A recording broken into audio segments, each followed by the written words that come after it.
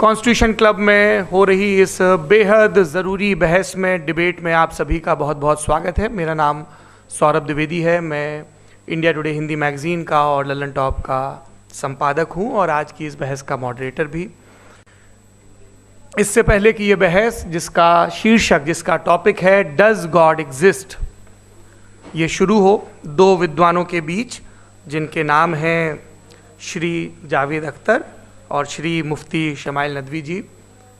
मैं कुछ बुनियादी चीज़ें आप लोगों को बता दूं ताकि ये बहस व्यवस्थित ढंग से चले, वैसे नहीं जैसी बहसों को देखने के हम इन दिनों आदी हो गए हैं। पढ़ी लिखी अकादमिक बहस।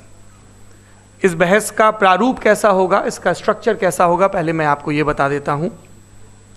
सबसे पहले नौजवान विद्वान मुफ्ती शमाइल नदवी जी 10 मिनट अपनी दलीलें आप लोगों के सामने रखेंगे। उसके बाद जावेद अख्तर साहब 10 मिनट अपनी बात रखेंगे। उसके बाद जिसको हम अंग्रेज़ी में रिबटल कहते हैं, एक जवाबी दौर रहेगा कि आपने जो कहा मैं उससे मुतमईन हूँ कि नहीं हूँ और हमने जो कहा। इसके बाद बहस का राउंड 2 शुरू होगा। दोनों विद्वानों को फिर से 7-7 मिनट का वक्त मिलेगा और इसके बाद रिबटल राउंड 2 होगा 5-5 मिनट का। इसके बाद एक दूसरे से सवाल जवाब होंगे। इसके लिए हमने लगभग 16 मिनट का वक्त तय किया है। अब ये सवालों की प्रकृति पर निर्भर करता है कि कितने सवाल होंगे, इसीलिए हमने वक्त की पाबंदी रखी है। और इसके बाद आखिरी में 5-5 मिनट का वक्त दोनों विद्वानों को एक बार फिर से दिया जाएगा अपने क्लोजिंग आर्ग्यूमेंट के लिए। और उसके बाद जो इस बहस के लिए सबसे ज़रूरी चीज़ है कि आप और हम और इंटरनेट पर देख रहे लाखों करोड़ों लोग, उनके सवाल जवाब होंगे। तो आप लोग जो यहाँ मौजूद हैं, आपके हम कुछ सवाल लेने की कोशिश करेंगे। 30 मिनट का वक्त हमने उसके लिए तय कर रखा है। इस तरह से ये 2 घंटे की बहस पूरी होगी। 2-3 बुनियादी बातें हैं जिनका हमें ध्यान रखना है। किसी भी किस्म की नारेबाजी में हमें शरीक नहीं होना है। ये हल्ला गुल्ला नहीं है, क्योंकि पूरी दुनिया देख रही है, तो एक नज़ीर कायम करनी है, एक उदाहरण लोगों के सामने रखना है कि पढ़े लिखे लोग इत्तेफाकी और नाइत्तेफाकी रखते हुए भी, एक दूसरे से सहमति और असहमति रखते हुए भी बात कह सकते हैं। यहाँ पर मेरे जेएनयू के प्रोफेसर बैठे हैं, पुरुषोत्तम अग्रवाल जी, जिन्होंने हमें क्लास में सिखाया है कि सहमति का साहस और असहमति का विवेक, और इसका ठीक उलट भी, ये बड़ा ज़रूरी है। दूसरी बात, ये किसी एक धर्म के बारे में बहस नहीं है। ये बात सबको स्पष्ट होनी चाहिए। किसी धर्म को महान बताने या किसी धर्म को कमतर बताने की ये बहस नहीं है। तो यदि कोई इस उम्मीद से देख रहा है या यहाँ आया है, तो मैं आपको आश्वस्त करना चाहता हूँ कि आपको नाउम्मीदी हाथ लगेगी। इस बहस में बहुत ज़्यादा धार्मिक प्रतीकों के इस्तेमाल को लेकर भी ये दोनों लोग जो अभी आपको गंभीर दिख रहे हैं, भले लोग हैं। कल शाम को चाय पर मिले थे, बहुत हंसी मजाक भी इनके बीच हुआ था और गलबैयाँ डालते हुए एक तस्वीर भी हुई थी। ये इस बात का प्रमाण है कि इंटरनेट पर जो हल्ला मचा हुआ है उसके मुकाबले ये दोनों लोग बहुत ही अच्छे शांत ढंग से बहस के लिए राज़ी हो गए हैं। ट्विटर की बातें ट्विटर तक सीमित, एलन मस्क आजकल उसको एक्स कहते हैं। और अब इस बहस की शुरुआत मैं इन विद्वानों का, हालांकि इनको परिचय की ज़रूरत नहीं, पर हो सकता है, हमें पत्रकारिता में सिखाया जाता है कि नेवर अज्यूम, विज्ञान भी यही कहता है। मुफ्ती शमाइल नदवी साहब इस्लामिक विद्वान, शिक्षाविद हैं, कोलकाता के वाहियान फाउंडेशन के संस्थापक हैं, लखनऊ की प्रतिष्ठित दारुल उलूम नदवतुल उलमा से ग्रेजुएशन किया है, सोशल मीडिया और सार्वजनिक मंचों पर अध्यापन और बौद्धिक कामों में सक्रिय हैं और इस समय इंटरनेशनल इस्लामिक यूनिवर्सिटी मलेशिया से PhD कर रहे हैं। अच्छी बात यह है कि पढ़ाई के साथ साथ ट्रैवल ब्लॉग भी बनाते हैं। पेट्रोनस टावर के सामने का ब्लॉग हमने देखा। हमारे साथ जावेद अख्तर साहब हैं। जावेद अख्तर साहब कवि हैं, शायर हैं, गद्य भी लिखते हैं, फिल्मों के लिए संवाद लिखे हैं, गीत लिखे हैं। इससे इतर ये वैज्ञानिक सोच को लेकर या अपने डिक्लेयर्ड एथिज्म को लेकर भी मुखर रहते हैं और अपने तहीं रैशनैलिटी की बात करते हैं। देवियों और सज्जनों, डज गॉड एग्जिस्ट, इस सवाल का जवाब सब अपने अपने तहीं खोजने की कोशिश कर रहे हैं। कोई इसको गॉड डैम पार्टिकल की खोज बताता है, कोई गॉड पार्टिकल की खोज बताता है, कोई हिग्स बोसान की खोज बताता है, कोई ये सवाल जवाब तलाशने की कोशिश करता है कि मास एग्जिस्टेंस में आखिर आया कैसे, हुआ क्या था, सृष्टि के पहले, समय के पहले क्या था। और कोई ये कहता है कि ये सारी खोजें जिस मस्तिष्क में हो रही हैं प्रकृति के क्रम में, वो कैसे विकसित हुआ। मैं उम्मीद करता हूँ कि हम आज इन बुनियादी सवालों के कुछ जवाब हासिल करने में कामयाब हूँ। मैं सबसे पहले मंच पर आमंत्रित कर रहा हूँ मुफ्ती शमाइल नदवी साहब को। आइए सर जी।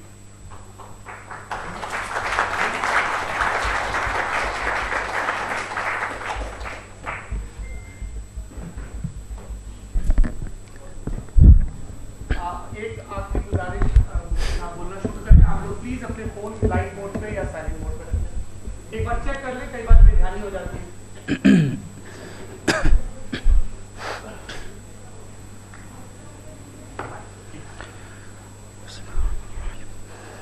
तमाम तारीफ़ें उस क्रिएटर के लिए जिसने इस यूनिवर्स को एक मकसद के तहत पैदा किया है।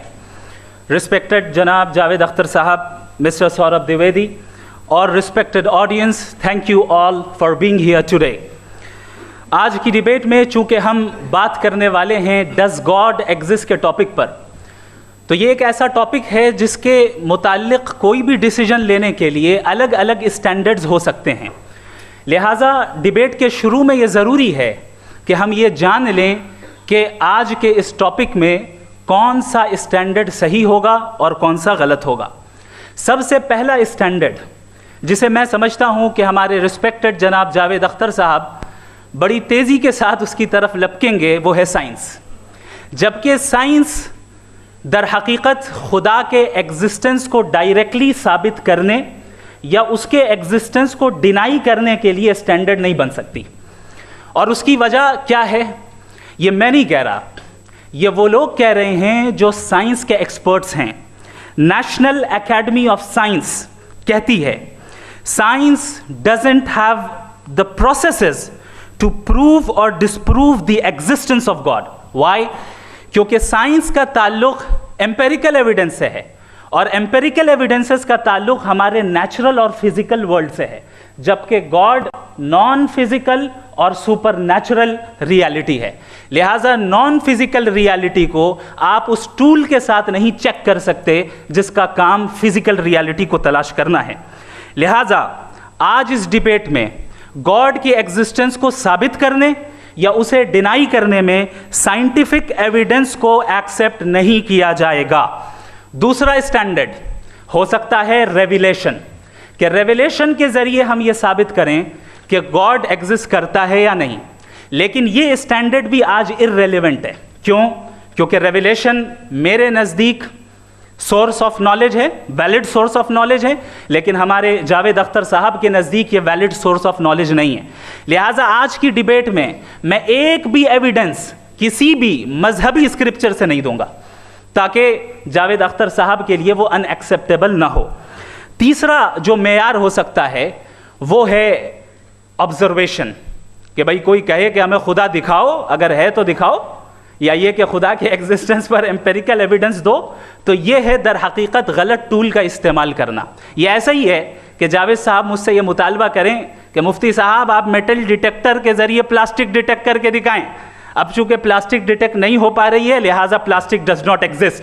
No, you are using the wrong tool. इस टूल से प्लास्टिक को डिटेक्ट नहीं किया जाता।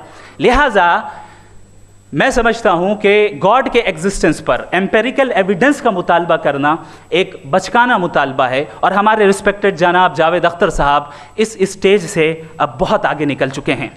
अब बचता है एक ही स्टैंडर्ड और वो स्टैंडर्ड है अक्ल, लॉजिक, रीजनिंग। और यही वो स्टैंडर्ड है जिसके तहत गॉड के एग्जिस्टेंस को साबित किया जाएगा या गॉड की एग्जिस्टेंस को डिनाई किया जाएगा।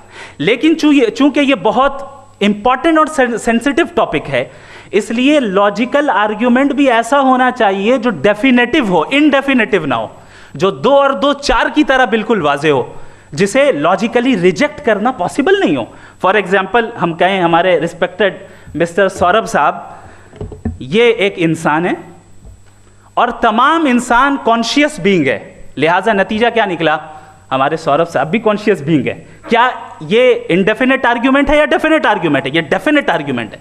ये 2 और 2 की तरह वाजे है, इसमें किसी तरह जो है लॉजिकली इसको रिजेक्ट नहीं किया जा सकता। तो अगर आज हमारे जावेद अख्तर साहब ऐसी कोई अकली दलील और लॉजिकल एविडेंस दें खुदा के ना होने पर जो डेफिनेट भी हो, तो मैं ये ऐलान करता हूं कि यकीनन मैं उस एविडेंस को कबूल करूंगा और उस पर गौर करूंगा।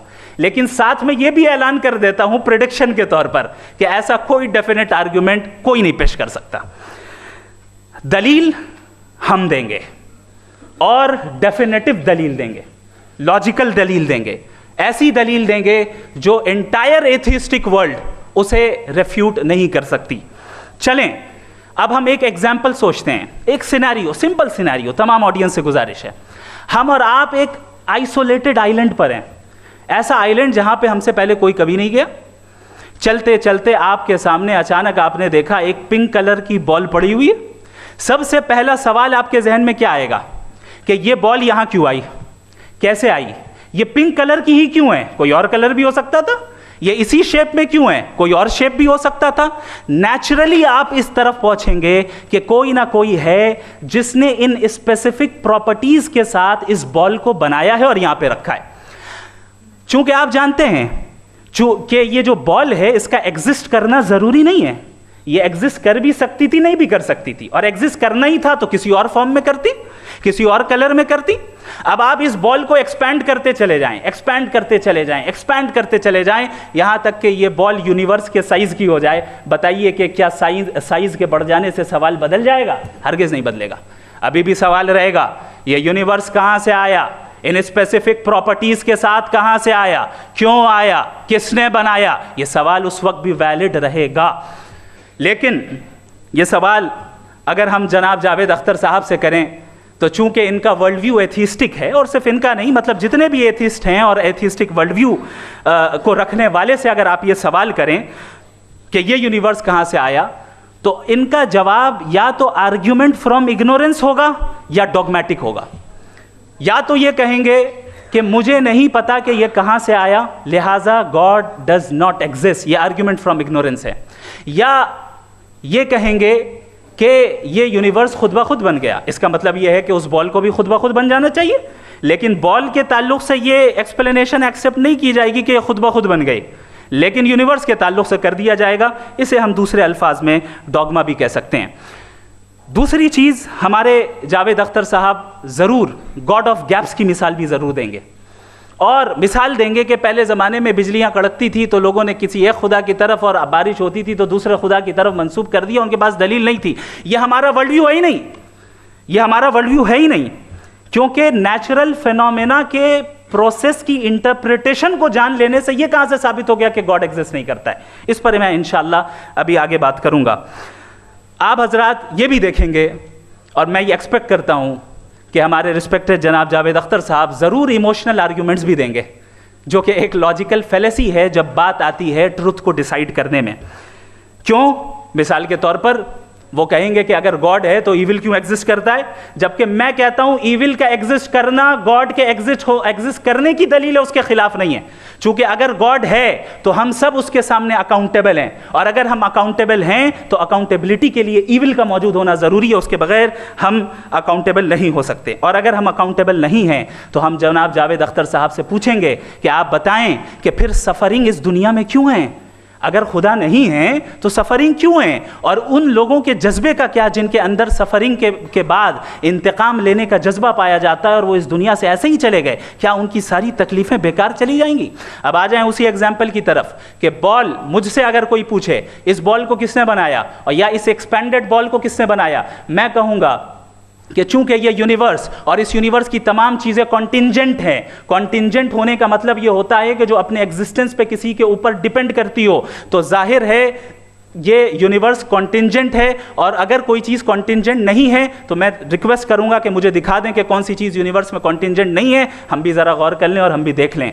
और जब कॉन्टिंजेंट चीज़ें मौजूद हैं तो फिलोसोफर्स की इस्तिलाह के मुताबिक, हम उस टर्मिनोलॉजी के मुताबिक, हम उस जगह तक पहुंचते हैं और उस हस्ती तक पहुंचते हैं जिसे नेसेसरी बीइंग कहा जाता है, कि ये वो नेसेसरी बीइंग है जिसका मौजूद ना होना नामुमकिन हो। क्योंकि अगर ये मौजूद ना हो तो सारी चीज़ें एग्जिस्टेंस में आएंगी ही नहीं, और ये सारी कॉन्टिंजेंट चीज़ें उसी के ऊपर डिपेंड करती हैं। अब अगर आप ये सवाल करते हैं कि फिर उस हस्ती को किसने बनाया, फिर उसका कॉज क्या है, फिर उसका कॉज क्या है, फिर उसका कॉज क्या है, और एंडलेसली चले जाएं, इसे हम कहते हैं इन्फिनिट रीग्रेस ऑफ कॉजेज, जो कि लॉजिकल फैलेसी है।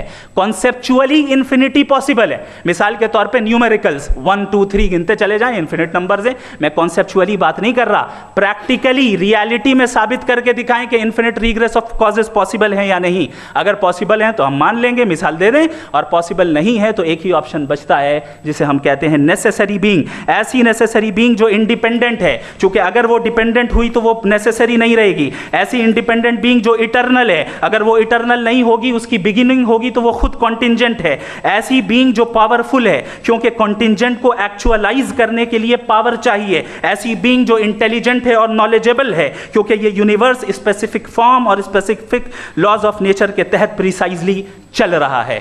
Thank you. थैंक यू मुफ्ती साहब। मैं इन दलीलों के बाद जावेद अख्तर साहब से गुजारिश करूंगा, आप बैठ के बोलना चाहेंगे या वहाँ? जी।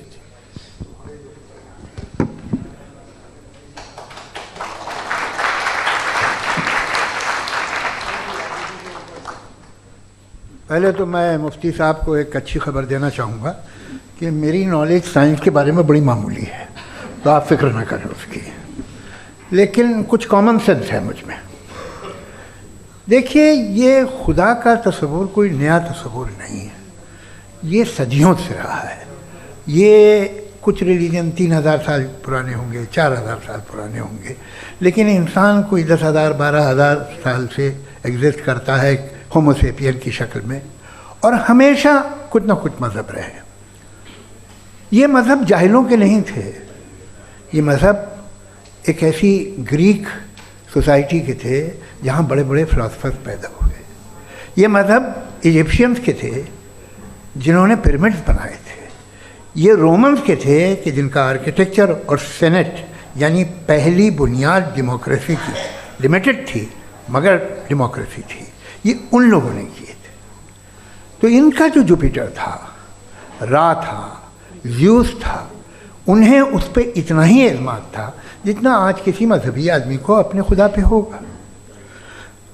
क्रिश्चियनिटी आने से पहले यूरोप में एक मज़हब था जर्मेनिक रिलीजन। उसका एक खुदा था, उसकी एक बीवी थी, उसके 2 बेटे थे, एक बेटी थी। फिर जर्मनी में जब यूरोप में क्रिश्चियनिटी आई तो वो खुदा, उसकी बीवी और पूरे ख़ानदान चला गया। तो हमने, अगर हम हिस्ट्री देखें तो खुदा जो हैं वो ज़्यादातर फ़नी हैं, वो हमेशा रहे नहीं। और वो जो लोग इन्हें मानते थे उनको आप कहें वो तो जाहिल थे, उन्हें तो कुछ पता ही नहीं था, ऐसा नहीं है। वो अपने वक्त में बड़े काबिल लोग थे और अपने वक्त में उन्होंने बड़े बड़े काम किए हैं, फिलोसफर्स थे, साइंटिस्ट थे, लेकिन उनका मज़हब कहाँ गया, उनके खुदा कहाँ गए? आज जो खुदा हैं दुनिया में लोग उन्हें मानते हैं। आपको क्या मालूम कि कितने बरसों के बाद क्या होने वाला है? हम यूरोप में देखते हैं तो चर्च खाली हैं। तो वक्त के साथ चीज़ें बदलती हैं। जहाँ तक इसका ताल्लुक़ है मज़हबों का, हर मज़हब आपसे एक चीज़ मांगता है, फेथ। ये फेथ क्या चीज़ होती है? What is the difference between faith and belief?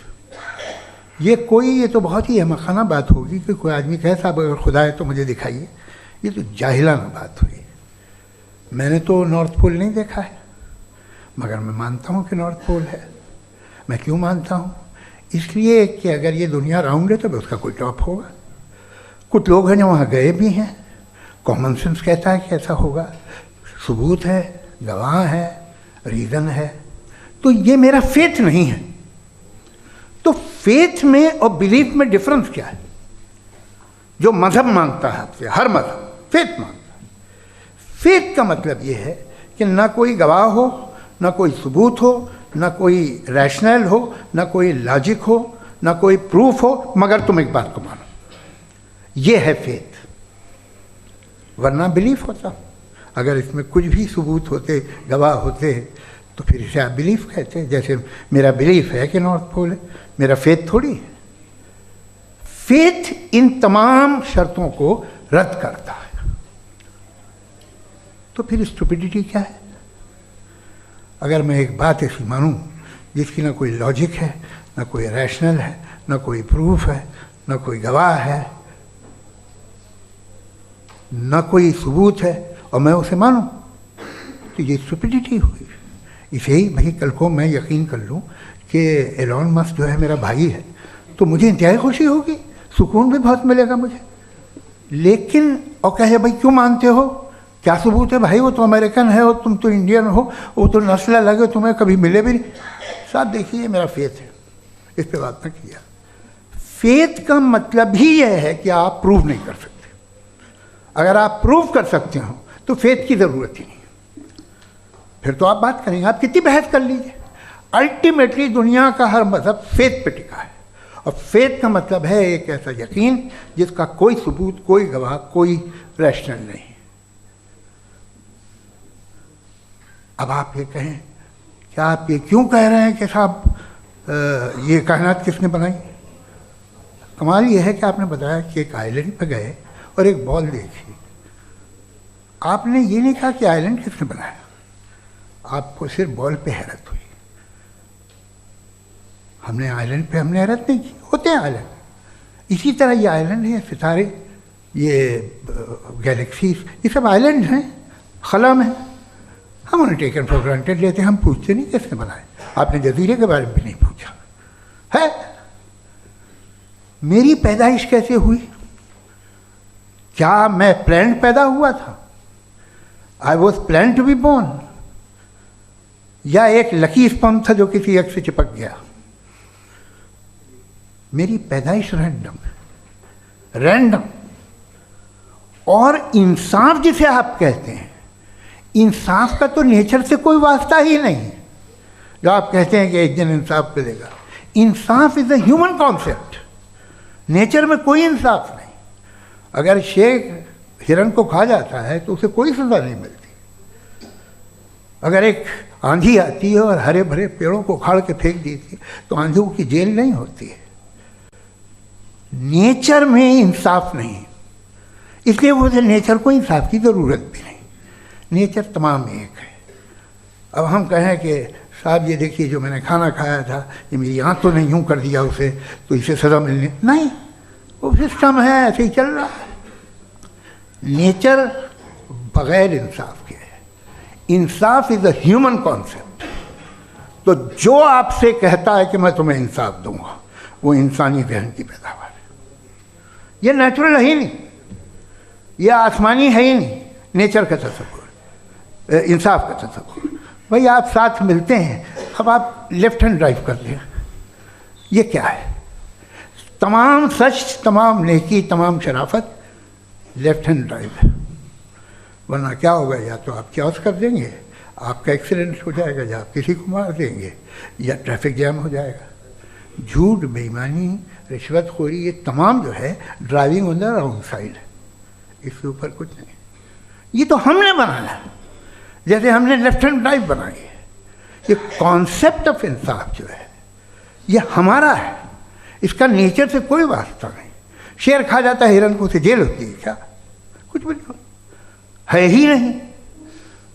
तो ये जो दुनिया के रिलीजन प्रॉमिस करते हैं आपसे इंसाफ, इसी से मालूम होता है कि ये मैन मेड है। ये तसव्वुर कहीं और का है ही नहीं। जो नेचर है, कुछ लोग कहते हैं नेचर ही खुदा है, तो नेचर में तो इंसाफ नहीं कहीं। और आप वादा कर रहे हैं कि तुम्हें मरने के बाद इंसाफ मिलेगा। मुझे अगर मिलेगा तो मैं बहुत खुश होऊंगा, लेकिन मैं यकीन नहीं कर पाता हूँ, इसलिए कि मैं फेथ नहीं पैदा कर सकता। The very fact that religions demand faith, इसका मतलब है कि उनके पास जस्टिफिकेशन नहीं है। अच्छा था, फिर रिलीजन अगर मॉडरेशन में है, कोई सा भी नहीं, वो आप में कुछ खूबियाँ भी पैदा करता होगा। देखिए उससे ये फ़ायदा है, वो फ़ायदा है। अल्कोहल जो है वो ज़्यादातर दवाओं में यूज़ होती है। और एक सर्वे किया गया था अमेरिका में कि लॉन्जिटिविटी किन लोगों की है, तो एक तरफ वो लोग थे जो शराब पीते ही नहीं थे, और एक तरफ वो थे जो एक बोतल शराब रोज़ पीते थे। सबसे ज़्यादा लंबी उम्र उनकी है जो 2 पैक नाप के शराब पीते और खाना खाते हैं। मगर हम शराब को बुरा समझते हैं, मैं भी बुरा समझता हूँ। क्यों? ऐसा होता नहीं। कुछ चीज़ों में आदत होती है कि वो बढ़ती है। आज तक में एक आदमी दूध पीता है, आप 10 साल बाद भी मिलेंगे तो एक ही गिलास पीता होगा। ऐसा नहीं होता, सुबह से दूध पीता रहता है। मिल्कोहलिक मैंने नहीं देखे, अल्कोहलिक होते हैं। ये टेंडेंसी है मजहब की कि वो बढ़ता है, जैसे कैंसर बढ़ता है, जैसे शराब बढ़ती है। कुछ लोग होंगे जो उसे सही तरह से यूज़ करते हैं। मुझे यकीन है कि हमारे मुफ्ती साहब भी उनमें से एक हैं, इनसे बहुत खुशी हुई मुझे इनसे मिलकर। लेकिन कितने लोग हैं कि आज आप देखते हैं दुनिया में जो तबाहियाँ हैं, इनमें कितना हाथ है उन लोगों का जो बिलीवर कहते था मजहब ये नहीं कहता, ना कहता होगा, मगर जब ये मजहब पीते हैं तो ऐसे बिहेव करते हैं। थोड़ा सा अगर हो तो शायद बहुत अच्छी बात, लेकिन शराब थोड़ी सी नहीं रहती, उसमें टेंडेंसी है पहले।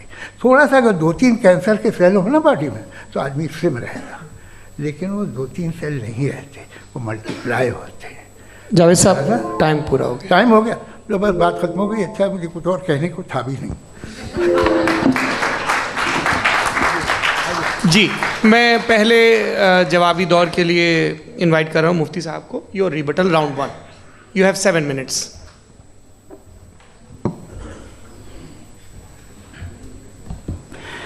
Thank you very much Javed साहब। आपकी बात को सुनकर बड़े महजूज हुए हम लोग। महजूज, do you understand? We enjoyed. Okay, अब थोड़ा सा लॉजिकली उसको हम लोग देखते हैं। दरअसल हम लोगों ने कल गुजारिश की थी मुफ्ती साहब से भी, जावेद साहब से भी, कि हिंदुस्तानी ज़बान आम फहम सबको समझ में आ जाए, और जहाँ कहीं आप मुश्किल शब्द इस्तेमाल करें वहाँ बताते भी चलें। Thank you. तो सबसे पहले हमारे रिस्पेक्टेड जावेद साहब ने हवाला दिया कि खुदा फ़ानी है। कितने मजहब आगे चले गए, किसी ने जुपिटर को खुदा माना, किसी ने किसी को माना। मैं कहता हूँ जिसने कॉन्टिंजेंट चीज़ को खुदा माना, गलत माना, वो खुदा ही नहीं, वो खुदा ही नहीं है। हम तो नेसेसरी बीइंग को साबित करने बैठे हैं, वो नेसेसरी कॉज जो इटरनल है, जो अबदी भी है और अजली भी है। हम किसी और को साबित करने नहीं बैठे। दूसरी चीज़ उन्होंने कहा कि फेथ एंड बिलीफ, ये एक ऐसी डेफिनेशन है फेथ की जो इन्होंने पहली मर्तबा पेश की है, या माफ़ कीजिएगा, इन्होंने पहली मर्तबा पेश नहीं की है, रिचर्ड डॉकिंस ने पहली मर्तबा पेश की है। मुझे मालूम है ये सोर्स कहाँ से है। एपिस्टेमोलॉजिकली फेथ और बिलीफ का फ़र्क आप इस तरह नहीं कर सकते सर। फेथ सही भी होता है, गलत भी होता है। बिलीफ सही भी होता है, गलत भी होता है। जो लॉजिक, रीजन और एविडेंस से बैक्ड होगा वो फेथ सही होगा। और आप जिस फेथ की बात कर रहे हैं कि इलॉजिकल है और उसके पीछे नहीं है, तो we are on the same page. हम नहीं मानते उस फेथ को, जो फेथ ऐसा हो जिसके पीछे कोई लॉजिक ना हो, एविडेंस ना हो, हम नहीं मानते। हम तो उस फेथ के कायल हैं जिसके पीछे लॉजिक हो और एविडेंस हो। तो बिलीफ सही भी होता है, गलत भी होता है, फेथ भी सही होता है और गलत भी होता है। तो आज फेथ और बिलीफ के डिफरेंस पे बात नहीं हो रही है। आज आप चाहे फेथ एक्सेप्ट कर लें या बिलीफ एक्सेप्ट कर लें, आज ये बात होगी कि ट्रूथ क्या है, चाहे ट्रू बिलीफ सही है या ट्रू फेथ सही है, और फॉल्स फेथ क्या है और फॉल्स बिलीफ क्या है, बात इस पे हो रही है। दूसरी चीज इन्होंने पूछा, स्टुपिडिटी फिर क्या है? अगर फेथ रिलीजन स्टुपिडिटी नहीं है तो और क्या है? चूंकि फेथ का मुतालबा करते हैं तो स्टुपिडिटी क्या है? मैं कहता हूं स्टुपिडिटी एथिज्म है। उसकी वजह यह है कि आप एक सड़क पे जा रहे हो और आप किसी गार्डन में जाएं और देखें वहां लिखा है फूलों के साथ, I love Javed Akhtar, and I really do, I love you sir. So जब आप वहां पर पहुंचे तो वहां पहुंचकर अब ये बताएं, क्या आप ये कहेंगे वाह व्हाट अ नेचुरल सिलेक्शन? ये क्या नेचुरल सिलेक्शन है? नहीं, ये प्रिसाइजली डिजाइंड है, इसके पीछे डिजाइनर है। लिहाजा अगर कोई एक ऐसी कॉमन सेंस की बात को कबूल नहीं कर रहा है कि यूनिवर्स जो इतने प्रिसाइजली काम कर रहा है, हम कह दें कि खुद ब खुद बन गई, मैं समझता हूं इससे बड़ी स्टुपिडिटी और कुछ नहीं है। ये इर्रेशनल चीज है। फिर हमारे सर ने कहा कि आपने बॉल पे फोकस किया, आइलैंड पे फोकस नहीं किया। अरे आइलैंड को किसने बनाया, यही समझाने के लिए तो बॉल की मिसाल दे रहा हूं। और बॉल भी कॉन्टिंजेंट है, आइलैंड भी कॉन्टिंजेंट है, दोनों नेसेसरी बीइंग का मुतालबा करते हैं। आगे इन्होंने कहा कि नेचर में कोई इंसाफ नहीं है, हम डिसाइड करते हैं कि मोरालिटी क्या होती है, इंसाफ क्या होता है, हम डिसाइड करते हैं। जैसे ड्राइविंग सीट में ट्रैफिक वाला, ये तो किसी खुदा ने नहीं कहा, ये है, इसे कहते हैं फॉल्स इक्विवेलेंस, ये एक लॉजिकल फेलेसी है। आपने जो है मिसाल दी ड्राइविंग की और ट्रैफिक की, ये सब्जेक्टिव मोरालिटी है। आप सब्जेक्टिव मोरालिटी को मिसाल बनाकर ऑब्जेक्टिव मोरालिटी के ऊपर नहीं थोप सकते। इंसाफ की ऑब्जेक्टिव मोरालिटी, अगर आप ये कहते हैं कि नेचर में इंसाफ नहीं है तो इंसाफ का न होना ये नेचुरल हुआ, तो फिर नेचर को नेचर रहने दे, क्यों हम इतना स्ट्राइव कर रहे हैं दुनिया में इंसाफ लाने के लिए? ये तो इलॉजिकल बात है, इरैशनल बात है। इसलिए बहुत सी चीजें ऐसी हैं जो ऑब्जेक्टिवली जो है इविल या गुड हैं, और बहुत सी चीजें ऐसी हैं जो सब्जेक्टिवली हैं। सब्जेक्टिवली जो मोरल होता है या इमोरल होता है उसको हम सोशल कंसेंसस से या पर्सनल प्रेफरेंस से डिसाइड करते हैं, लेकिन जो ऑब्जेक्टिव मोरालिटी है जिसमें इंसाफ आया, जो इन्होंने बार बार रिपीट किया, ये ऑब्जेक्टिव है, सब्जेक्टिव नहीं है। अगर आप कहते हैं ये सब्जेक्टिव है तो मेरा सवाल आपसे ये है, क्या सोशल कंसेंसस के जरिए अगर जुल्म को सही करार दे दिया जाएगा तो आप जुल्म को जस्टिफाई करेंगे? दूसरी चीज इन्होंने ये कहा कि 2 पैक शराब पी लें तो वो उतने पे नहीं रहता, बढ़ जाता है। यही मामला मजहब के साथ है, 2 पैक आप पी लें बढ़ेगा। तो ये एक ऐसी मिसाल है, इसको कहीं भी फिट कर लें कि आप एथिज्म पे जब फिट करें, जब आप 2 पैक एथिज्म का लेंगे ना तो वो बढ़ बढ़ के नॉर्थ कोरिया बनेगा। Thank you.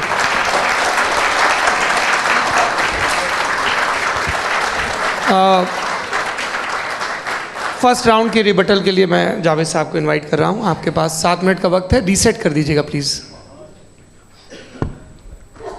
मुझे इस बात की खुशी है कि मुफ्ती साहब ने भी मान लिया कि नेचर में कोई इंसाफ नहीं है। तो कोई भी चीज़ जो इंसान ने नहीं बनाई है उसमें इंसाफ नहीं होता है। एक बात मैं आपसे अर्ज़ करूँ, जरा पता लगा लीजिएगा, ये जो आप बाग में जाते हैं बेहद खूबसूरत फूल देखते हैं ना, इनमें से कोई नेचुरल नहीं है। ये सारे फूल क्रॉस करके बनाए गए हैं। जो जंगल में फूल होते हैं नहायत मामूली होते हैं, ये फूल इंसानों ने बनाए हैं। जो आप बाग में देख के वाह वाह कहते हैं, ये इंसानों के बनाए हुए हैं। डिफरेंट फूलों को क्रॉस करके, डेवलप करके, फिर क्रॉस करके इस तरह से बनाए गए। नेचुरल फ्लावर नहीं। किसी जंगल वीरान में जाके आप गुलाब के फूल नहीं देखेंगे, ये सब बनाए हुए इंसान ने। बहुत से काम इंसान ने किए हैं। बाकी है कि आपने मेरी एक बात का जवाब नहीं दिया, जिससे मुझे शिकायत है कि फेथ क्या है और आप फेथ मांगते क्यों हैं मुझसे? आप तो लॉजिकल हैं, आपके पास तो सारे रैशनल्स हैं, आपके पास सारे सबूत हैं, तो आपको फेथ की डिमांड क्यों करते हैं कि भाई तुम सरेंडर कर दो और सवाल मत करो? कोई मजहब सारे सवाल करने की इजाज़त नहीं देता है और मना करता है कि ज़्यादा सवाल ना करो, बह जाओगे तुम। आप क्यों रोकते हैं? हकीकत यह है कि इंसानी तारीख क्या है। इंसानी तारीख ये है कि दुनिया में 2 तरह के लोग हुए हैं। एक वो जिन्होंने अपनी लाइल्मी की परस्तिश की है, दूसरे वो जिन्होंने अपनी इग्नोरेंस या लाइल्मी से झगड़ा किया है और मालूम किया है कि क्या है। ये जो आप कह रहे हैं, आज आप हैरान हैं कि भाई ये यूनिवर्स कैसे बनी। लोग हैरान थे कि सूरज डूबता है तो इधर से कैसे निकलता है। और आप एक कदम जाके हमेशा का मानने को तैयार है, एक कदम पीछे ही मान जाइए।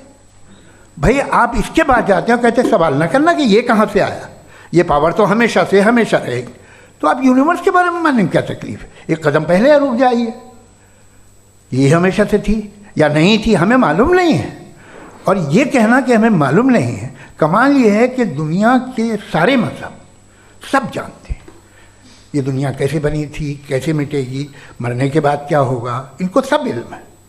इनको किसी को डायनासोर होते थे पहले ये नहीं पता था, किसी को नहीं पता।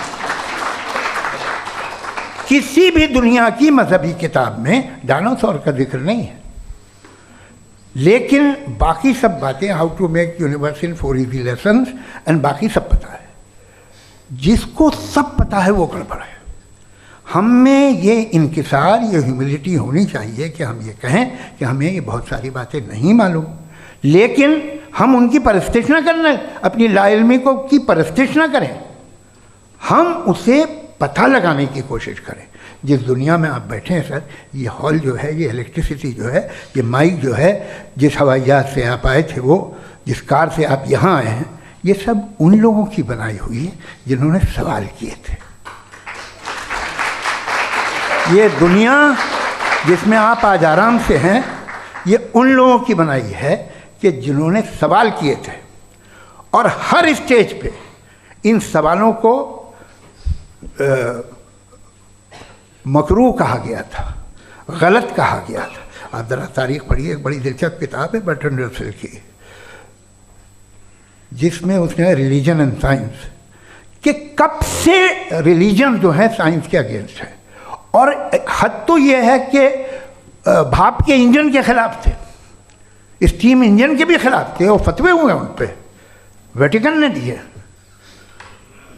तो ये हमेशा, अभी जैसे ही ये राइट विंगर आते हैं अमेरिका में पावर में, तो वो जो अपना ये क्या बोलते हैं उसे, सीड क्या बोलते हैं, सीड क्या जो, हाँ नहीं सीड जो होते हैं जिन पे जी नहीं भाई, वो जो ह्यूमन बॉडी के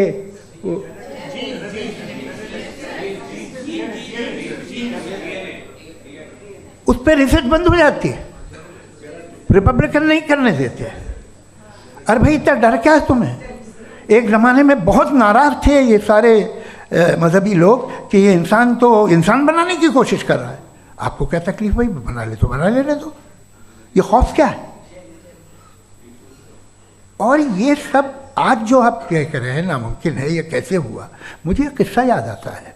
जब मैं 6ठी क्लास में था तो मैं मैथमेटिक्स में बहुत वीक था, तो एक टीचर रख दिया गया, उसने 1 2 3 4 5 6 7 को सिखा दिया मुझे। वो दिन मैं भूल नहीं सकता हूँ मुफ्ती साहब, जिस दिन उसने ये बताया कि 1/2 क्या होता है और 3/4 क्या होता है। मुझे ऐसा लगा कि मेरा सर बीच से फट जाएगा। ये आदमी कह रहा है कि जो दीवार के अंदर जाओ वॉक करते हुए। आज हंसता हूँ मैं इस बात पे। तो आज जो बातें आपके जहन से बिल्कुल परे हैं और आप हैरान होते उन्हें देख के, एक वक्त आएगा कि मामूली लगेंगे। और हुआ है, आपकी इंसानी तारीख ही है। इतनी जल्दी सारे फैसले आप मत कर लीजिए, थोड़ा ये ह्यूमिलिटी रखिए कि भाई ये हमें नहीं मालूम। ये कहने में क्या आ रहा है? ये यूनिवर्स कहाँ तक फैली, ये कब से है और कब तक रहेगी, हमें नहीं मालूम। आपने फैसला कर लिया कब बनी। ये आपके हिसाब से कोई 14 बिलियन ईयर बनी जो समझा जाता है। उससे पहले हज़ारों करोड़ों अरबों साल तक खुदा बैठा क्या कर रहा था? खामोश बैठा था, ऐसी जमाइयाँ ले रहा था। फिर उसे आइडिया है, यार एक काम करते, वक्त अच्छा गुजर जाएगा, यूनिवर्स पर आपसे सोचिए। वो तो हमेशा से है ना, मगर यूनिवर्स हमेशा से नहीं है, ये तो बनाई गई है। और उससे पहले क्या था, इनका क्या काम था? कैसी बात है, ये बड़ा आसान है। जो बात हमें आज धीरे धीरे पता चली है, बरसों 2000 और 2500 साल पहले आपको किसी ने बता दिया कि क्या था, आप मान गए, और तब से वही मान रहे हैं जो 2500 साल पहले कहा गया था। सब कुछ बदल गया है, सॉल्व हो रही हैं चीज़ें। अभी साइंस बिल्कुल दावा नहीं करती, या कोई फिलोसफर ये दावा नहीं करता कि हमें सब मालूम, बल्कि वो कहता है कि हमें जितना मालूम होता है उससे ये मालूम होता है कि हमें कितना कम मालूम। तो हम अपनी जहालत से लड़ें, उसकी परस्तिश न करें। जी, टाइम है। Thank you so much.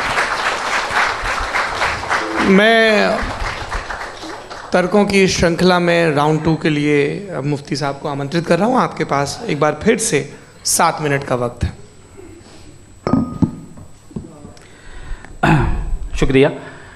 जनाब जावेद अख्तर साहब कई मरतबा दोहरा रहे हैं कि फ़ेथ का मतलब बताइए, फ़ेथ का मतलब बताइए। मैंने बता दिया, फ़ेथ सही भी होता है, गलत भी होता है। और आज हम फ़ेथ पे बात नहीं कर रहे, हम ट्रुथ और डज गॉड एग्जिस्ट पे बात कर रहे हैं। क्या डज गॉड एग्जिस्ट, ये ट्रुथ यानी गॉड है या नहीं है, इसमें से दोनों ट्रुथ क्या है। अब आप उसे फेथ कह लें, बिलीफ कह लें, नॉट माई बिजनेस। उसके बाद आपने कहा कि भाई सवाल करने से मजहब रोकता है। मैं कहता हूं जो रोकता है वो रोकता होगा, मैं नहीं रोकता, बल्कि सवाल करें, सवाल करना चाहिए। सवाल कर करके तो हम आगे बढ़ते हैं, तरक्की करते हैं, और इसीलिए मैं आज यहाँ पे आया हूँ। लेकिन सवाल सिर्फ खुदा से नहीं होगा, आपसे भी होगा। सवाल एथिज्म से भी होगा, सवाल सिर्फ मजहब से नहीं होगा, सबसे होगा। और आज मैं सवाल करूंगा और उम्मीद है कि आप जवाब देंगे। अभी तक आपने वैसे कॉन्टिंजेंसी आर्गुमेंट का कोई जवाब नहीं दिया है। चलें, आपने कहा यूनिवर्स के बारे में इटर्नल क्यों नहीं बोल देते। ये चूंकि लॉजिकली पॉसिबल ही नहीं है कि यूनिवर्स इटर्नल हो। यूनिवर्स एक कॉन्टिंजेंट चीज़ है जो टाइम एंड स्पेस के पाबंद है, टाइम एंड स्पेस से बाउंड है। जो टाइम एंड स्पेस से बाउंड होगा वो कॉन्टिंजेंट होगा, जो कॉन्टिंजेंट होगा वो उसकी बिगिनिंग हुई होगी, जिसकी बिगिनिंग हुई होगी वो इटर्नल नहीं हो सकता। ये तो कॉमन सी बात है। आपने कहा कि किसी मजहबी किताब में डायनासोर का जिक्र नहीं है। अफसोस कि आज तक किसी मैथमेटिक्स के किताब में मुझे डायनासोर का जिक्र नहीं मिला। तो इसका मतलब मैथमेटिक्स की किताब बेकार है? नहीं, उसका वो टॉपिक नहीं है। रेवलेशन का और मजहबी किताबों का टॉपिक ये नहीं है कि आपको आके बताए साइकिल कैसे बनाते हैं, या आकर ये बताएं कि जो है डायनासोर कब था। वो तो मोरालिटी सिखाने आया है, गॉड के बारे में बताने आया, नॉन फिजिकल रियलिटी की हकीकत को सिखाने के लिए आया। रिलीजियन साइंस को रोकता है? नहीं रोकता। अगर रोकता है तो गलत करता है। रिलीजियन साइंटिज्म को रोकता है, जिसमें हमारे जावेद साहब मुब्तला हैं। साइंस और साइंटिज्म में फर्क है। साइंटिज्म यह है कि आप समझें कि साइंस और साइंटिफिक मेथोडोलॉजी ये नॉलेज को हासिल करने का वाहिद सोर्स ऑफ नॉलेज है। यह है साइंटिज्म। हम इसे रिजेक्ट करते हैं। हम साइंस को तो तरक्की करते हैं। भाई आप हमारी पूरी तारीख कर लें, पढ़ लें तो आपको पता चल जाएगा। बहरहाल ये अलग टॉपिक है।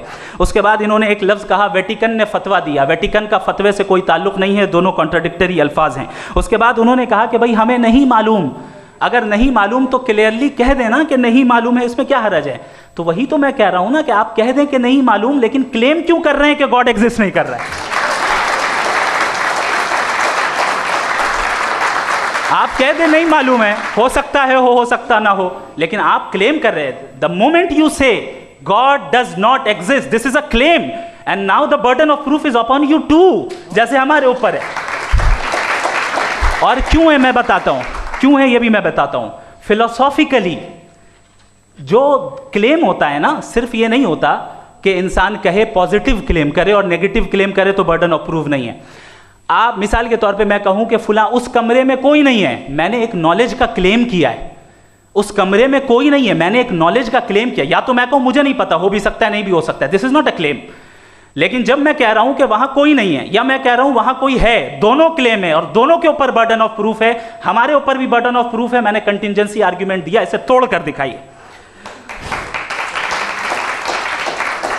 आखिरी चीज, इन्होंने कहा कि खुदा दुनिया बनाने से पहले 150 साल पहले या करोड़ों साल पहले क्या कर रहा था। अरे हजरत, चलें बहरहाल मैं जवाब दे देता हूं। आप हमारे रिस्पेक्टेड पर्सनैलिटी हैं, अगर आप नहीं होते तो मैं इसे एंटरटेन ही नहीं करता। टाइम ये 100 साल पहले या 100 साल बाद, पहले बाद में अभी, ये वो अल्फाज हैं जिनका ताल्लुक टाइम से है। टाइम शुरू ही हुआ है यूनिवर्स की बिगिनिंग के बाद, तो उसके पहले खुदा क्या कर रहा था, सवाल इलॉजिकल है, ये फेलेसी है। यानी आप ये कह रहे हैं कि यूनिवर्स के बनने से पहले खुदा क्या कर रहा था। टाइम के बनने से पहले का ताल्लुक टाइम से, टाइम उस वक्त था ही नहीं, तो ये सवाल ही इनवैलिड है खुदा के ताल्लुक से। दूसरी चीज, आर्ग्यूमेंट ऑफ कंटिंजेंसी जो मैंने आपके सामने पेश की है, आपने बार बार ये प्रूफ किया और ये कह रहे हैं कि गॉड ऑफ गैप्स। देखिए पहले नहीं मालूम था, साइंस ने कर दिया। सिंपल की मिसाल से मैं समझा देता हूं। जिस गैप्स की आप बात कर रहे हैं ना, साइंस उन गैप्स को जिन चीज के जरिए भी प्रूव करेगा वो कॉन्टिंजेंट ही होगा। अब चाहे वो फोर्स हो, मैटर हो या एनर्जी हो। लिहाजा सवाल हमारा उस वक्त भी वैलिड होगा जब तक कि आप नेसेसरी बीइंग पे ना आ जाएं। और इन्फिनिट रिगरेस पॉसिबल नहीं है of causes in practical world, तो जाहिर है कहीं रुकना पड़ेगा, जहां रुकेंगे वही खुदा है। दूसरी चीज, आपने ये कहा, क्या कह रहा था मैं, किस पॉइंट को? What? Oh no, after that, just now. हाँ, जहां रुकेंगे वही खुदा है। बहरहाल तो टाइम का जिक्र हो गया। गॉड ऑफ गैप, सॉरी, या इसकी एक मिसाल आप ले लें। एक कार है, एक साहब ने देखा कि भाई कार जो है उसके व्हील्स कितने अच्छे लगे हुए हैं, सही जगह पे, स्टीयरिंग जो है कितने अच्छे जगह पे लगी हुई है, और सीट्स कितने वेल डिजाइंड है, कितनी प्रिसाइजली ये कार काम कर रही है। तो ज़रूर कोई ना कोई इसे क्रिएट किया है, किसी ने क्रिएट किया है। अब जावेद साहब आए और कह रहे जनाब बोनेट खोलिए, इसमें इंजन है, इंजन इस कार को चला रहा है, hence prove no one has created the car. This is illogical, this is irrational. आपने इंजन के जरिए उस गैप को तो साबित किया, लेकिन क्या उससे कार की जो क्रिएशन है और उसका जो क्रिएटर है ये इम्पॉसिबल हो जाए? ऐसा पॉसिबल है? उसका सवाल खत्म हो जाए, ऐसा पॉसिबल है? नहीं। आपने गैप्स को फिल करके, कॉन्टिंजेंट चीज़ों से गैप्स को फिल करके हमारे ऑब्जर्वेशन को और ब्रॉड कर दिया। अब हमें और पता चल गया कि ये जो कार है इसका सिस्टम कितना ज़्यादा कॉम्प्लेक्स है। पहले कम समझते थे, अब कॉम्प्लेक्सिटी और ज़्यादा वाजे हो गई। अब हमें समझ में आ रहा है कि हमारी सर्टेनिटी और बढ़ गई कि ज़रूर इस कार को किसी ना किसी ने बनाया। यही मामला यूनिवर्स का है। साइंस हमेशा फिजिकल वर्ल्ड की चीज़ों को ही फिल करती जाएगी और फिजिकल चीज़ों से ही करती जाएगी, चूंकि एम्पेरिकल एविडेंस का ताल्लुक फिजिकल वर्ल्ड से है। आप साइंस के जरिए मेटाफिजिकल रियलिटी को कभी साबित नहीं कर सकते। ये रॉन्ग टूल का इस्तेमाल करना है। ये वही काम है कि आप मेटल डिटेक्टर से प्लास्टिक डिटेक्टर करने चलें, जो कि जाहिर है सही नहीं है। Thank you.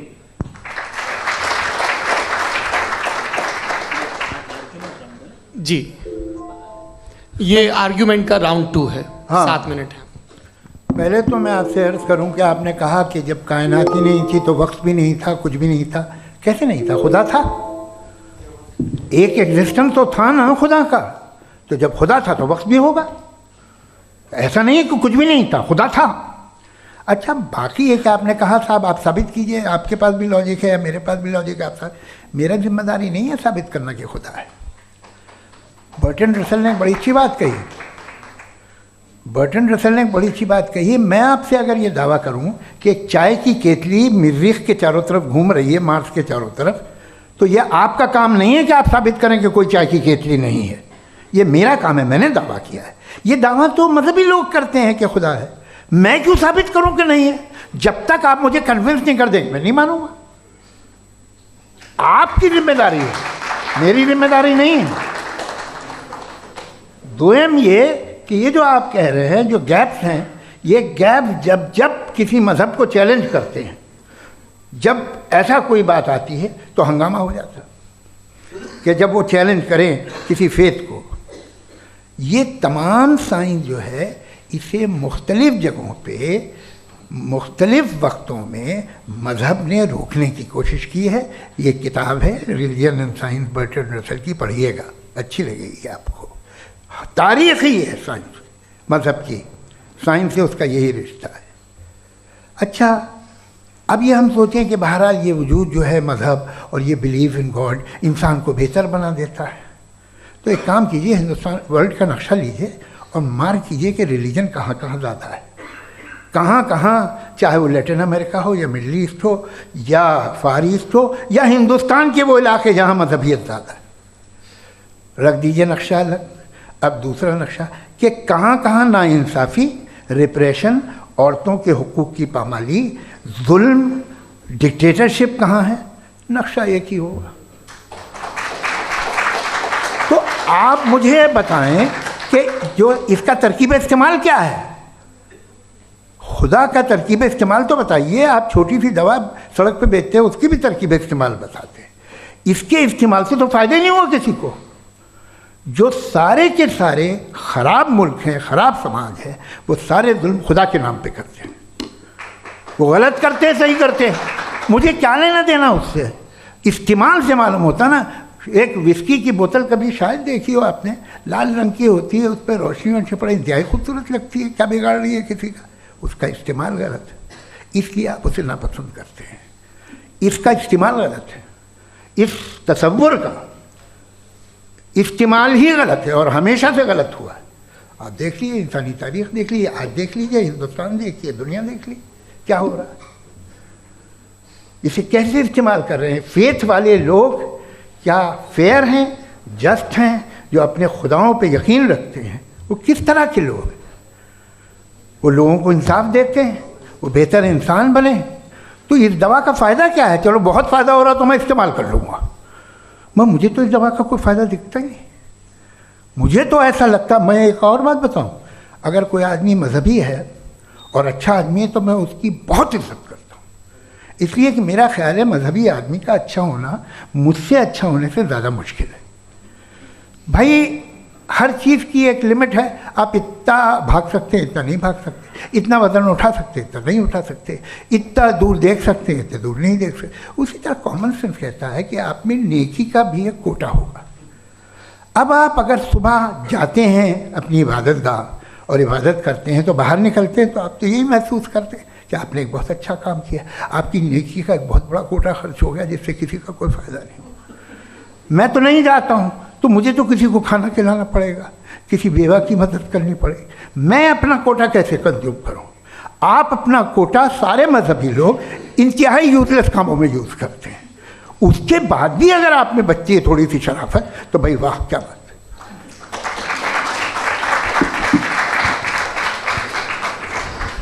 है। एक तो मुझे ये बात बहुत अच्छी लग रही है कि दोनों ही विद्वान समय को मानते हैं और बहुत समय से अपनी दलीलें और बाज़ दफ़ा समय से पहले अपनी तकरीरें पूरी करके अपनी अपनी कुर्सी पर बैठ रहे हैं। ये इस आर्ग्यूमेंट का राउंड 2 पूरा हुआ।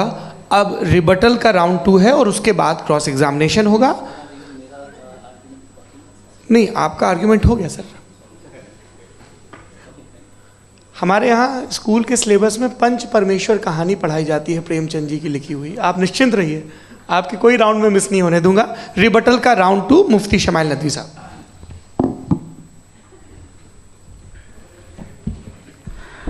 असल में जो हकीकी प्रॉब्लम है, असल प्रॉब्लम है वो ये है कि जावेद साहब के पास कॉन्सेप्ट ऑफ गॉड क्लियर नहीं है।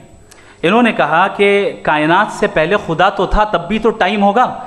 ये टाइम कायनात का हिस्सा है। हम खुदा, उस खुदा को मानते हैं नेसेसरी बीइंग का टाइमलेस होना ज़रूरी है, चूँकि वो टाइम का क्रिएटर है। जब उसने टाइम को क्रिएट किया तो वो खुद टाइम पे कैसे होगा? उसने जब स्पेस को क्रिएट किया तो खुद स्पेस में कैसे होगा? अगर वो टाइम एंड स्पेस को पहले से ही उसका पाबंद है तो फिर किस चीज़ को उसने क्रिएट किया? लिहाजा ये सवाल गलत है कि खुदा था तो टाइम होगा। बिल्कुल नहीं, टाइम के पाबंद हम हैं, खुदा नहीं है। हम फिजिकल वर्ल्ड से ताल्लुक़ रखते हैं, वो मेटाफिजिकल रियलिटी है। दूसरी चीज़ इन्होंने मिसाल दी कि चाय की केतली हवा में घूम रही होगी, और पता नहीं शायद वो बर्टन रसल का उन्होंने हवाला दिया। बहरहाल यही प्रॉब्लम है। प्रॉब्लम यही है कि हम चीज़ों के दरमियान डिफ्रेंशिएट नहीं कर पाते हैं। ये जो आपने मिसाल दी ये इमेजिनेशन है, और मैं जो साबित कर रहा हूँ वो लॉजिकल नेसेसिटी है। आप इमेजिन करने आए तो कुछ भी करें, जुपिटर में पिंक एलिफेंट होगा, यूनिकॉर्न होगा, करें, उससे कायनात पे क्या फ़र्क पड़ता है? उससे आप लॉजिकल नेसेसिटी साबित नहीं कर सकते। मैं तो उस प्राइम कॉज की बात कर रहा हूँ, उस नेसेसरी बीइंग की बात कर रहा हूँ जिसके बगैर इस कायनात का एग्जिस्टेंस मुमकिन नहीं है। दूसरी चीज़, मजहब को साइंस चैलेंज करती है वगैरह वगैरह, ये हमारा टॉपिक ही नहीं है। मैं इस पर बात करूँगा तो फिर मेरा वक्त चला जाएगा। मजहब के ऊपर चूँकि हमारी डिस्कशन नहीं है, साइंस को मजहब और बिलखुसूस मैं और हमारा वर्ल्ड व्यू कम अज़ कम साइंस को पीछे नहीं करता है, साइंटिज़म की मजम्मत करता है। इसकी वजाहत मैंने पहले कर दी। दूसरी चीज़ इन्होंने कहा वर्ल्ड का नक्शा लीजिए, वर्ल्ड मैप लीजिए, 2 अलग अलग जगह की। हज़रत मैंने ये होमवर्क किया था और मैंने मिडिल ईस्ट का एक नक्शा लिया और यूरोप का एक नक्शा लिया। ये मजहबी इलाका और ये लिबरल और एथीस्ट इलाका। मुझे पता चला कि सबसे ज़्यादा रेप केसेस जो हैं वहाँ पर हैं।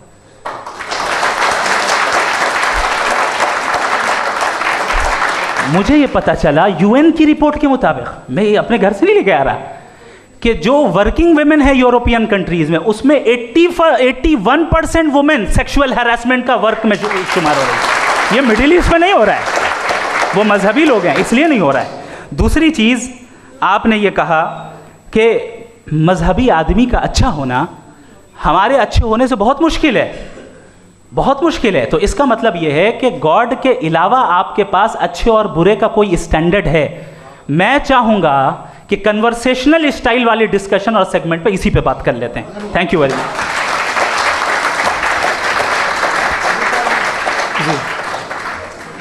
ये रिबटल का राउंड 2 है, आपके पास 5 मिनट का वक्त है और इसके बाद क्रॉस एग्जामिनेशन शुरू करेंगे। आप चाहें तो जो इन्होंने सवाल पूछे उनके जवाब आप रिबटल में भी दे सकते हैं। जी जी, देखिए पहले तो ये बात कि ये मिसाल गलत है।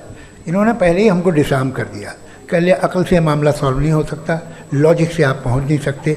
ये एक मेटाफिजिकल चीज़ है। मेटाफिजिकल अजीब सा लफ्ज़ है, ठीक से किसी को माने नहीं मालूम इसके, तो ऐसा लगता है कुछ बड़ी चीज़ है। अरे भाई क्या होता है मेटाफिजिकल, बताओ, खड़ी हो। ये एक लफ्ज़ है जो कहीं भी इस्तेमाल हो जाता है।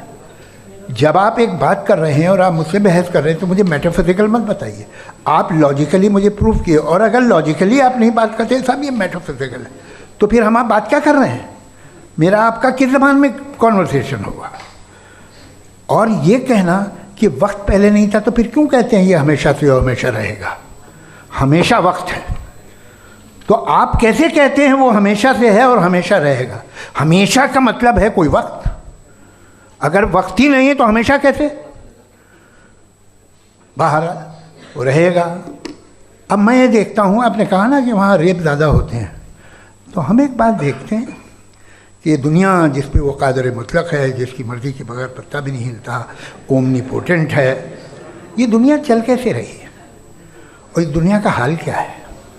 45,000 बच्चे जो 10 साल की उम्र से कम थे वो गाज़ा में मरे। भूख से काला हांडी में बच्चे मरते हैं और डिप्थेरिया से मरते हैं। डिप्थेरिया अजीब मर्ज है, गले में जाली बनना शुरू होती है, बच्चा नीला हो जाता है, गरीब का बच्चा, इसलिए कि उपास इलाज नहीं। ये कादर मुतलक है, जो चाहे कर दे। इससे आप दुआएं मांगते हैं हमारी, ये काम कर दे वो कर दे, तो इसका मतलब डे टू डे लाइफ में वो इंटरफेयर करता है और ये देख रहा है वो। अगर वो वाकई भी है फॉर डिस्कशन सेक, तो मैं जब दुनिया देखता हूँ तो मेरे दिल में उसके लिए कोई इज्जत नहीं पैदा होती।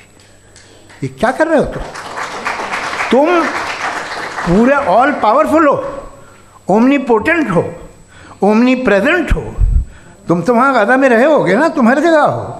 तुम देख रहे थे कि बच्चे की कैसे धज्जियाँ उड़ रही, तुम देख रहे थे और तुम चाहते हो मैं तुम्हारी परस्तिश करूँगा, तुम हो भी। अरे यार, इसके अच्छे तो हमारे चीफ प्राइम मिनिस्टर हैं, कुछ तो ख्याल करते हैं। कमाल है, आप किसकी इबादत कर रहे हैं? अगर वो है भी, ये दुनिया नाइंसाफ़ी से, जुल्म से, जबर से, तशद्दुद से भरी हुई। और आप ये मत कहिएगा कि वो देख रहा है और वो बताएगा एक दिन। अगर वो देख रहा है और इंटरफेयर नहीं करता तो आप दुआ क्यों मांगते? आप कहते हैं मेरा ये काम करा दे, इसके मतलब है वो दखल दे सकता है, वो आपको नौकरी दिलवा सकता है, भले दूसरे आदमी को ना मिले, मगर आपका काम कर देगा चूँकि आपने दुआ मांगी है। तो जब वो आपको नौकरी दिला सकता है, लड़की की शादी कर सकता है, बेटे को ग्रीन कार्ड दिलवा सकता है, तो कम से कम ये जो मर रहे हैं बच्चे, इनको रोक दे, कुछ तो करे। मुझे तो दुनिया में, इस दुनिया का कोई मालिक है, इसका ओमनीपोटेंट कोई रूलर है, और ये दुनिया ऐसी चल रही है। मैं तो चाहूँगा कि भाई ना हो, अगर हो तो बड़ी शर्मिंदगी की बात है। शुक्रिया।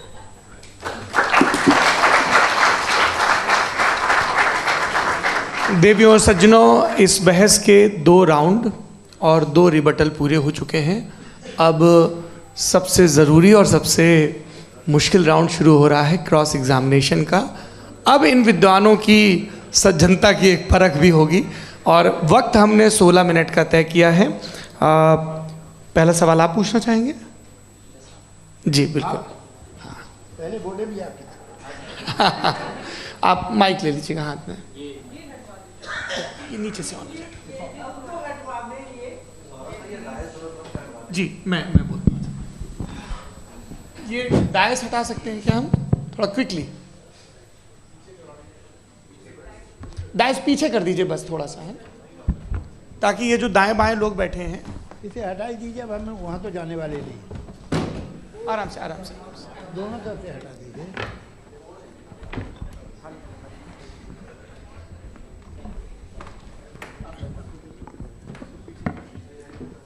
इस बीच आप लोग भी अपने अपने सवाल तैयार कर लें।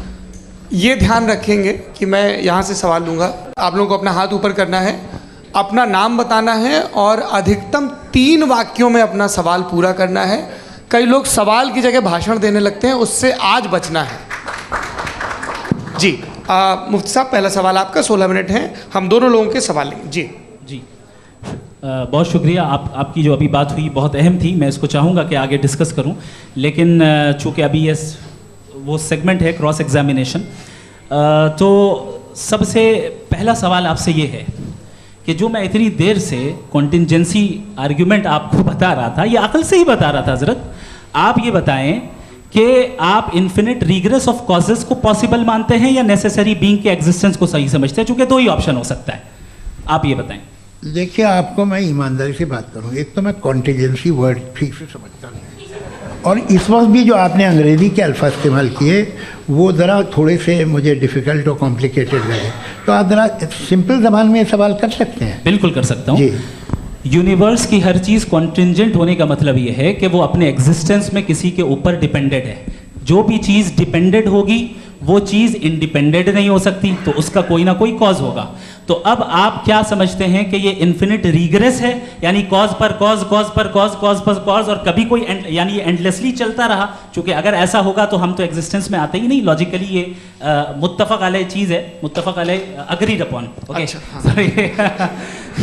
इस पे हमने एग्री किया था कि मुश्किल शब्द आएगा तो अर्थ बताना पड़ेगा। तो इन्फिनिट रिग्रेस तो पॉसिबल नहीं है, तो कहीं ना कहीं आपको रुकना पड़ेगा ऐसे नेसेसरी बीइंग पर। नहीं, कोई ज़रूरत नहीं रुकने की। किसने कहा आप रुकना पड़ेगा? आप रुकते हैं खुदा पे, आप नहीं रुकते। आप कहते हैं वो हमेशा से, जब उस वक्त से है जब वक्त नहीं था।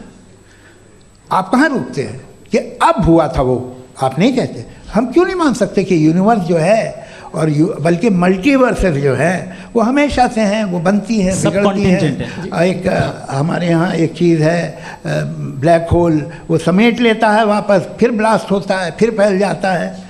और इसमें हमारी तो खैर कोई औकात ही नहीं है इंसान की।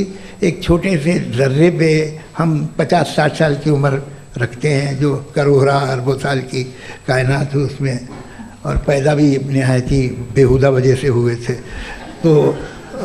तो इसमें ये सोचना कि इसकी वजूहात और ये क्यों है, ये डिपेंडेंट है, ये हम देख रहे हैं, क्या मालूम। आप सोचिए कि ये जो फैल रही है कायनात, ये कहाँ फैल रही है, ये कहाँ जा रही है, और ये फैल क्यों रही है? अरे बना ली थी तुमने, रुको भैया, हाँ काफ़ी है। ये फैल क्यों रही है? ये और कौन सी कायनात जिसे मैं दूरबीन से देखता हूँ तो 2 बिलियन लाइट ईयर पे है, उससे मेरा कोई वास्ता ही नहीं है।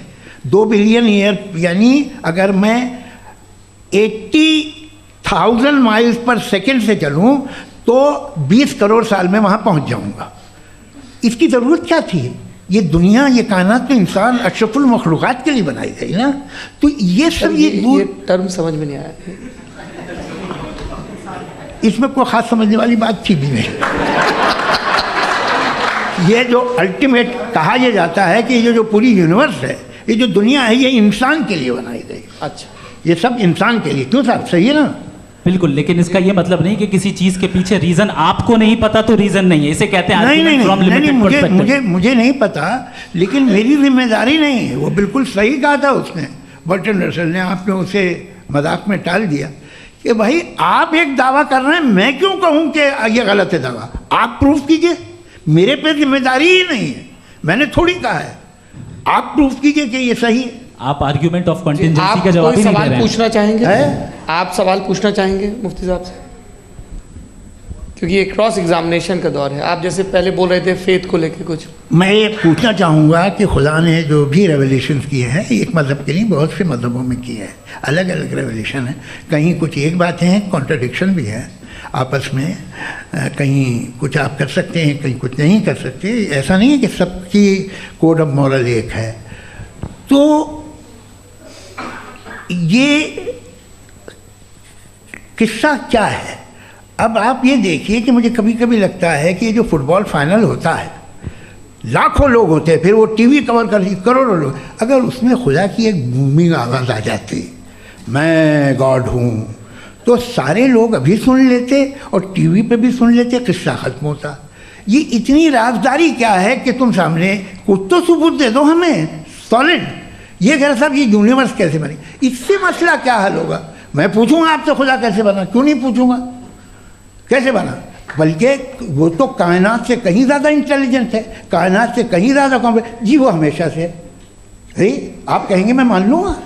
अच्छा, दोयम वो कादिर मुतलक, यानी कादिर मुतलक का मतलब ओमनीपोटेंट, वो जो चाहे कर सकता है। आपको नौकरी दिलवा सकता है, आपकी अच्छी जगह शादी करवा सकता है, आपके पड़ोसी आपका मुकदमा हरवा सकता है, आपको जिता सकता है, सब काम करता है। थोड़ा सा माइक क्लोज जी। वो इस दुनिया को चला कैसे रहा है, ये दुनिया कैसे चल रही है, आपको इस पर हैरत नहीं होती? या क़यामत के बाद कभी एक जस्टिस होगा, जब ये बच्चा मर चुका होगा जिसकी धज्जियाँ उड़ गई बम से, इसको इंसाफ मिलेगा तब? अच्छा, अब जवाब दूं? हाँ दीजिए। मैं वही इसीलिए आप ही की तरफ आता।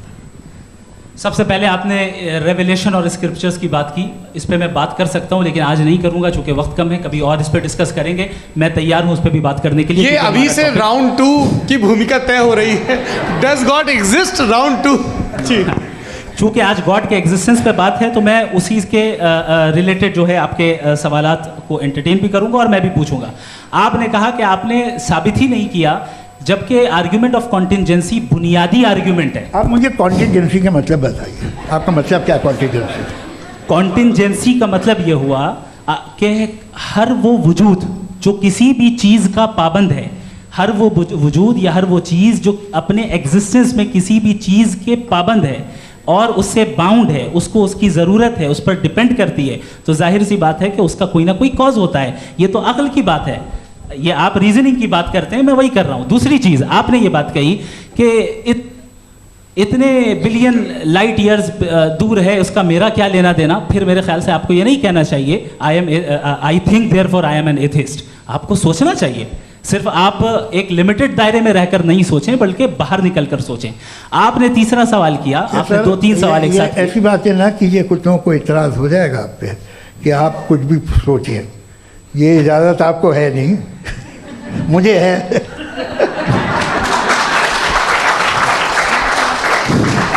जी, आपने प्रॉब्लम ऑफ इविल के ताल्लुक से सवाल किया और बार बार आप एक लफ्ज़ रिपीट कर रहे हैं कि ओमनीपोटेंट गॉड है, ऑल पावरफुल गॉड है। यही तो दरअसल समझना है कि गॉड का कॉन्सेप्ट क्या है। प्रॉब्लम ऑफ इविल जो है, प्रॉब्लम ऑफ इविल दर हकीकत 2 असम्पशंस पर कायम है। अगर आप इन 2 असम्पशंस को समझ जाएं तो ये प्रॉब्लम नहीं रहेगी, आर्ग्यूमेंट आपको समझ में आ जाएगी कि ये कोलैप्स कर जाता है। पॉइंट नंबर 1, यानी जो आपका सबसे पहला फॉल्स असम्पशन है कि गॉड मर्सीफुल है, ओमनीपोटेंट है, दुनिया में जुल्म हो रहा है।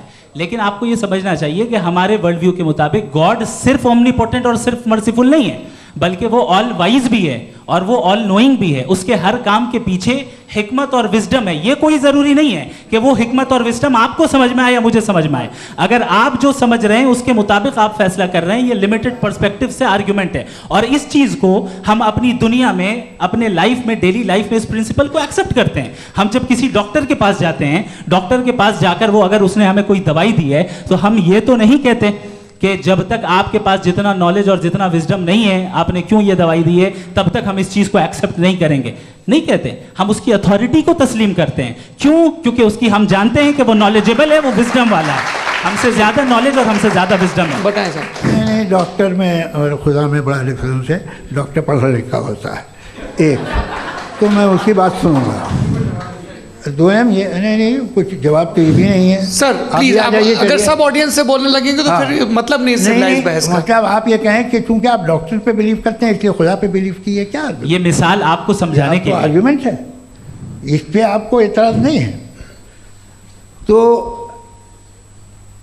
सिंपल बात ये है कि मैं अगर ये यकीन कर लूँ कि एक ओमनीपोटेंट, उसकी मसलहत है, ये जो बच्चे मर रहे हैं ये मसलहत है उसकी, मुझे नहीं चाहिए इसकी मसलहत। उसकी मसलहत नहीं, यही तो समझना है, मतलब एक्सपीरियंस। अच्छा, इस आपने अभी मेरी बात पूरी सुनी नहीं। मैंने कहा आपका पूरा आर्ग्यूमेंट 2 फॉल्स असम्पशंस पर है। एक फॉल्स असम्पशन मैंने बता दिया, दूसरा फॉल्स असम्पशन ये है कि इस दुनिया में इविल के होने का कोई गुड रीजन नहीं है, जबकि हमारे पास बाज रीजंस मौजूद हैं, हमारे पास बाज वजूहात मौजूद हैं। अगर इस दुनिया में इविल ना हो तो आप गुड को डिफाइन कैसे करेंगे? अगर जुल्म ना हो आप इंसाफ को समझेंगे कैसे? अगर तारीकी ना हो तो आप लाइट को समझेंगे कैसे?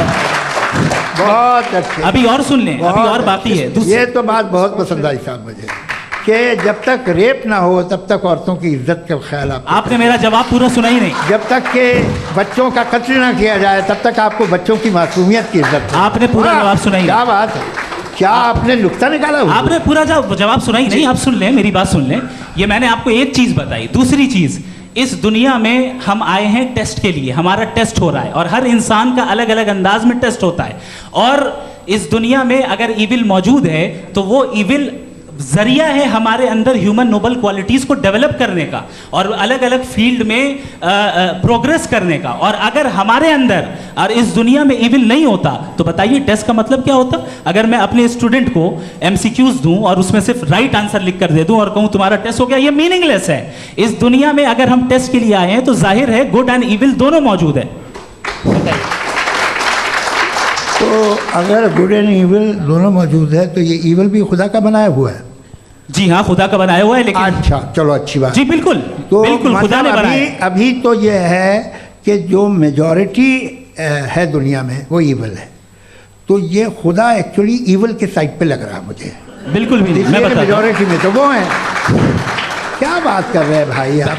कोई भी जो मुंसिफ होगा, चाहे आपका अपना घर हो जिसके आप सबसे बड़े हैं, चाहे आपकी ऑर्गेनाइजेशन हो जो आप चलाते हैं, वहाँ पर आप इविल रखेंगे साबित करने को कि बाकी लोग शरीफ हैं? मेरी बात सुनिए, क्या ये आर्ग्यूमेंट ही गलत है? अगर कि जब तक के कोई इविल नहीं होगा तब तक के शरीफ आदमी शरीफ नहीं लगेगा। अगर एग्जामिनर गलत ऑप्शन दे रहा है तो एग्जामिनर इविल नहीं हो गया, जो गलत ऑप्शन को सेलेक्ट कर रहा है वो फेल होगा।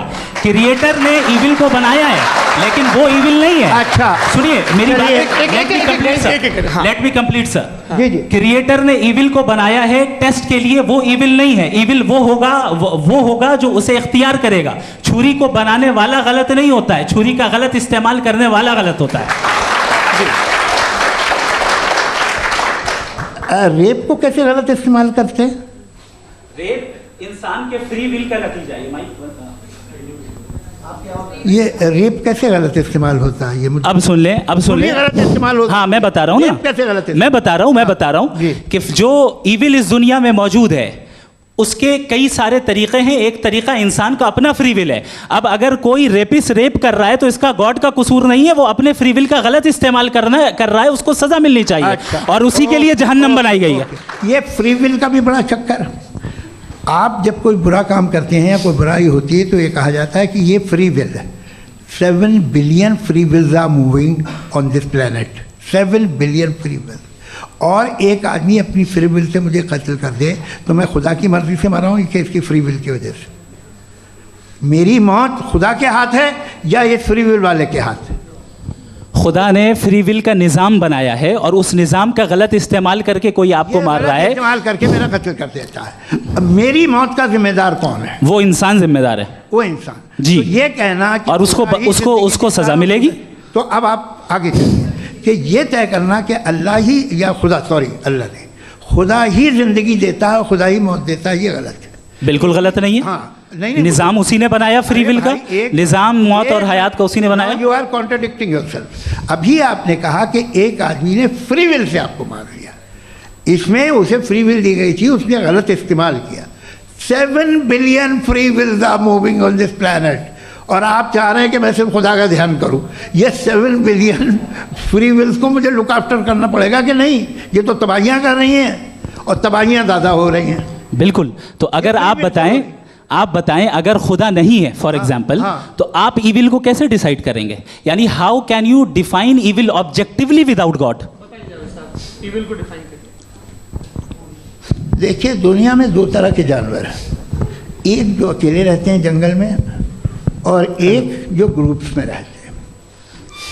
ग्रुप में जो भी रहेगा, चाहे वो आपका फाउंडेशन हो, चाहे कोई क्लब हो, चाहे कोई पॉलिटिकल पार्टी हो, चाहे कोई यूनिट हो, उसमें आपको इंटरैक्ट करने के रूल बनाने पड़ेंगे। यानी लोग तय करेंगे।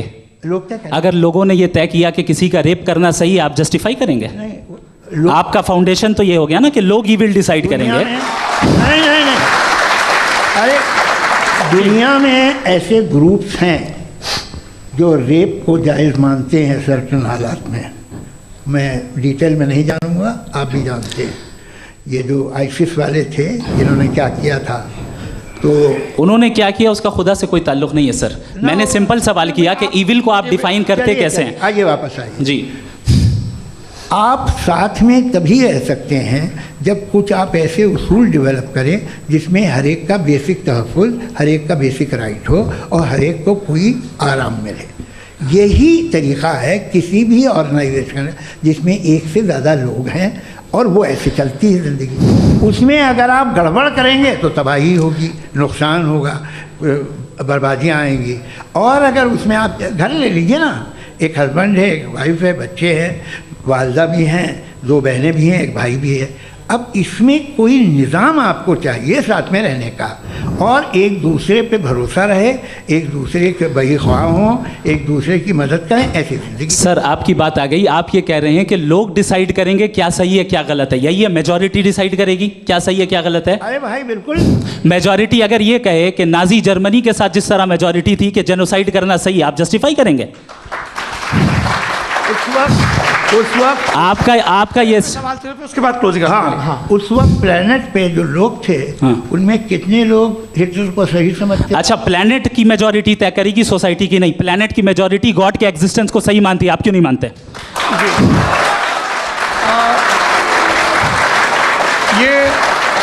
हेलो ये क्रॉस क्वेश्चन का राउंड यहाँ पर समाप्त होता है।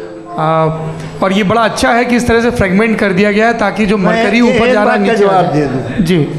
प्लेनेट की ज़्यादातर मेजॉरिटी कुछ दूसरे मजहबों के खुदा को मानती है।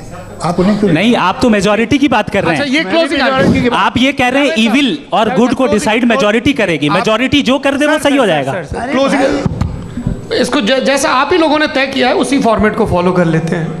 हाँ भाई, मैंने तो भले लोगों पे एतबार किया और तब मॉडरेशन तय किया। जी, आपके पास 5 मिनट का वक्त है, क्लोजिंग आर्ग्यूमेंट है, उसके बाद हम ऑडियंस से क्वेश्चन आंसर लेंगे जावेद साहब की क्लोजिंग आर्ग्यूमेंट के बाद। ओके, बहुत शुक्रिया जी। हमारा जो टॉपिक है डज गॉड एग्जिस्ट, मैं इस पे इतने एकेडमिक तैयारी करके आया था, मुझे था कि मैंने सोचा था कि कई सारे मैं आर्ग्यूमेंट्स दूंगा, लेकिन वक्त की भी किल्लत और जावेद साहब बार बार इधर उधर चले जा रहे थे तो उसको भी थोड़ा एंटरटेन करना पड़ गया। डज गॉड एग्जिस्ट पे मैं एक ही आर्ग्यूमेंट दे पाया। आर्ग्यूमेंट्स बहुत हैं और डेफिनेटिव आर्ग्यूमेंट्स हैं, और मेरे आर्ग्यूमेंट को किसी एक राउंड में भी इन्होंने एंटरटेन नहीं किया और रेफ्यूट नहीं किया। एक राउंड में भी नहीं, एक राउंड में भी नहीं। और ना ही अभी आपका क्लोजिंग आर्ग्यूमेंट आएगा, नहीं वो बता देना। Argument of contingency sir. अरे मैं आपसे कई बार कह चुका हूँ कंटिजेंसी का मतलब। अब मैं कैसे समझाऊं आपको? आपस में हाँ, आप और कितने आसानी से समझाऊं मैं, मुझे तो नहीं समझ में आ रहा है। आप अपनी आर्ग्यूमेंट ऑफ कंटिजेंसी उर्दू में बोल सकते हैं। हाँ, आप अपनी बात पूरी कर लें जी, आखिरी 4 मिनट। दूसरी चीज, just a minute please ma'am, can I talk? दूसरी चीज ये है कि आपने एक तो इसका जवाब नहीं दिया, दूसरा आपने गॉड के ना होने पर कोई डेफिनेटिव आर्ग्यूमेंट नहीं दिया, सिर्फ मजहब पे बात कर रहे हैं आप। मजहब तो आज हमारा टॉपिक ही नहीं था। आज तो हमारा टॉपिक हो, आप मजहब से ले लेकर आईएस तक चले गए। भाई हमारा क्या ताल्लुक है उससे? We condemn them. और उसका गॉड से क्या ताल्लुक है? अगर कोई गलत काम कर रहा है, किसी ने किसी को कत्ल किया, किसी ने किसी का रेप किया, उसको सजा मिलनी चाहिए। और आपके पास कोई भी rational strong foundation of morality नहीं है। आपने कहा कि मेजॉरिटी तय करेगी सोसाइटी की, वो सही होगा। मैंने कहा हिटलर को फिर आप सही कहेंगे? नहीं, प्लैनेट की सोसाइटी की मेजॉरिटी तय करेगी। तो प्लैनेट की मेजॉरिटी गॉड की एग्जिस्टेंस को मानती है, आप कह रहे हैं ये रिलीजियस है। तो यानी आपके पास कोई स्ट्रॉन्ग फाउंडेशन नहीं है ऑब्जेक्टिव मोरालिटी का। ऑब्जेक्टिव मोरालिटी का अगर कोई फाउंडेशन है तो वो सिर्फ गॉड है, गॉड है, गॉड है। थैंक यू जी। ये मुफ्ती शमाइल नदवी साहब का क्लोजिंग आर्ग्यूमेंट था। अब हमारे पास जी जी ये बड़ा अच्छा है कि दोनों लोगों को मॉडरेटर से शिकायत भी और बोल रहे भाई हमारी शाबाशी भी तो करते चलो। अब मेरी बात जी, आपके पास जावेद अख्तर साहब 5 मिनट का वक्त है, ये आपका क्लोजिंग आर्ग्यूमेंट है, टाइम रीसेट कर दें जी। देखिए, बहुत सारी बातें हैं। गॉड का डेफिनेशन दुनिया के किसी भी रिलीजन में है कि वो ओमनीपोटेंट है, ओमनी प्रेजेंट है, he is just, he is kind, he loves you and so on. मैं जब दुनिया देखता हूँ तो मुझे कोई ऐसा सुप्रीम पावर यहाँ दिखाई नहीं देती है जो इंसान की बहबूदी के लिए कुछ कर रही हो, कमज़ोर को बचा रही हो, मदद कर रही हो, जालिम को पीछे हटा रही हो। मैं नहीं देखा, तारीख़ में नहीं। एक तो अगर है और ये देख रहा है तमाशा, तो उसका होना न होना बराबर है। दोयम ये कि ये जो है, जब आप ये कहते हैं कि कायनात जिसकी कंटिजेंसी है, मैं देखिए वो लफ्ज़ इस्तेमाल किया मैं, तो ये कैसे हो सकती है भाई?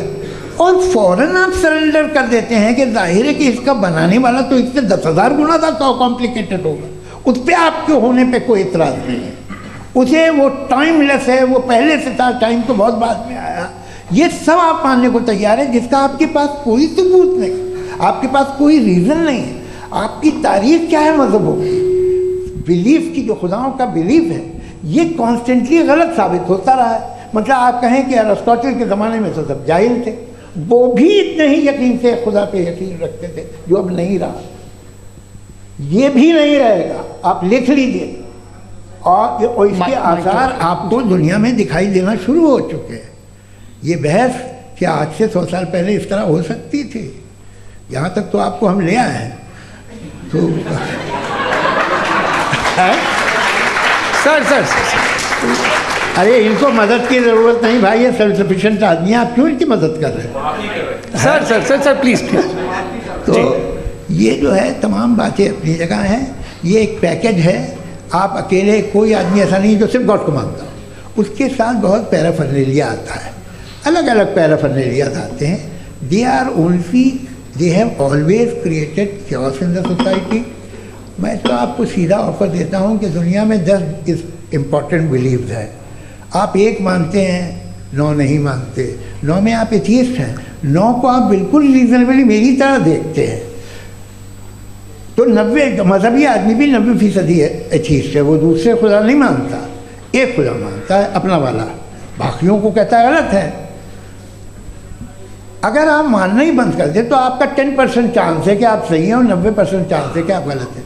मेरा मशवरा, आप मानना छोड़ दिए तो 50% चांस होगा कि आप सही हैं और 50% चांस होगा, 40% आप गेन करेंगे बाय बिकमिंग एन एथियस्ट।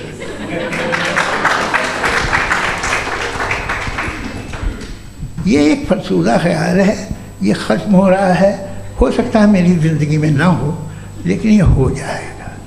जो बातें ये इनको आप मेटाफिज़िकल, ये वो ऐसे रिस्पेक्टेबल टर्म दे दिए, ये तो उन लोग के हैं जिन्हें ना फिज़िक्स मालूम थी ना मेटा मालूम था, ये उन्होंने आपको दिए हैं।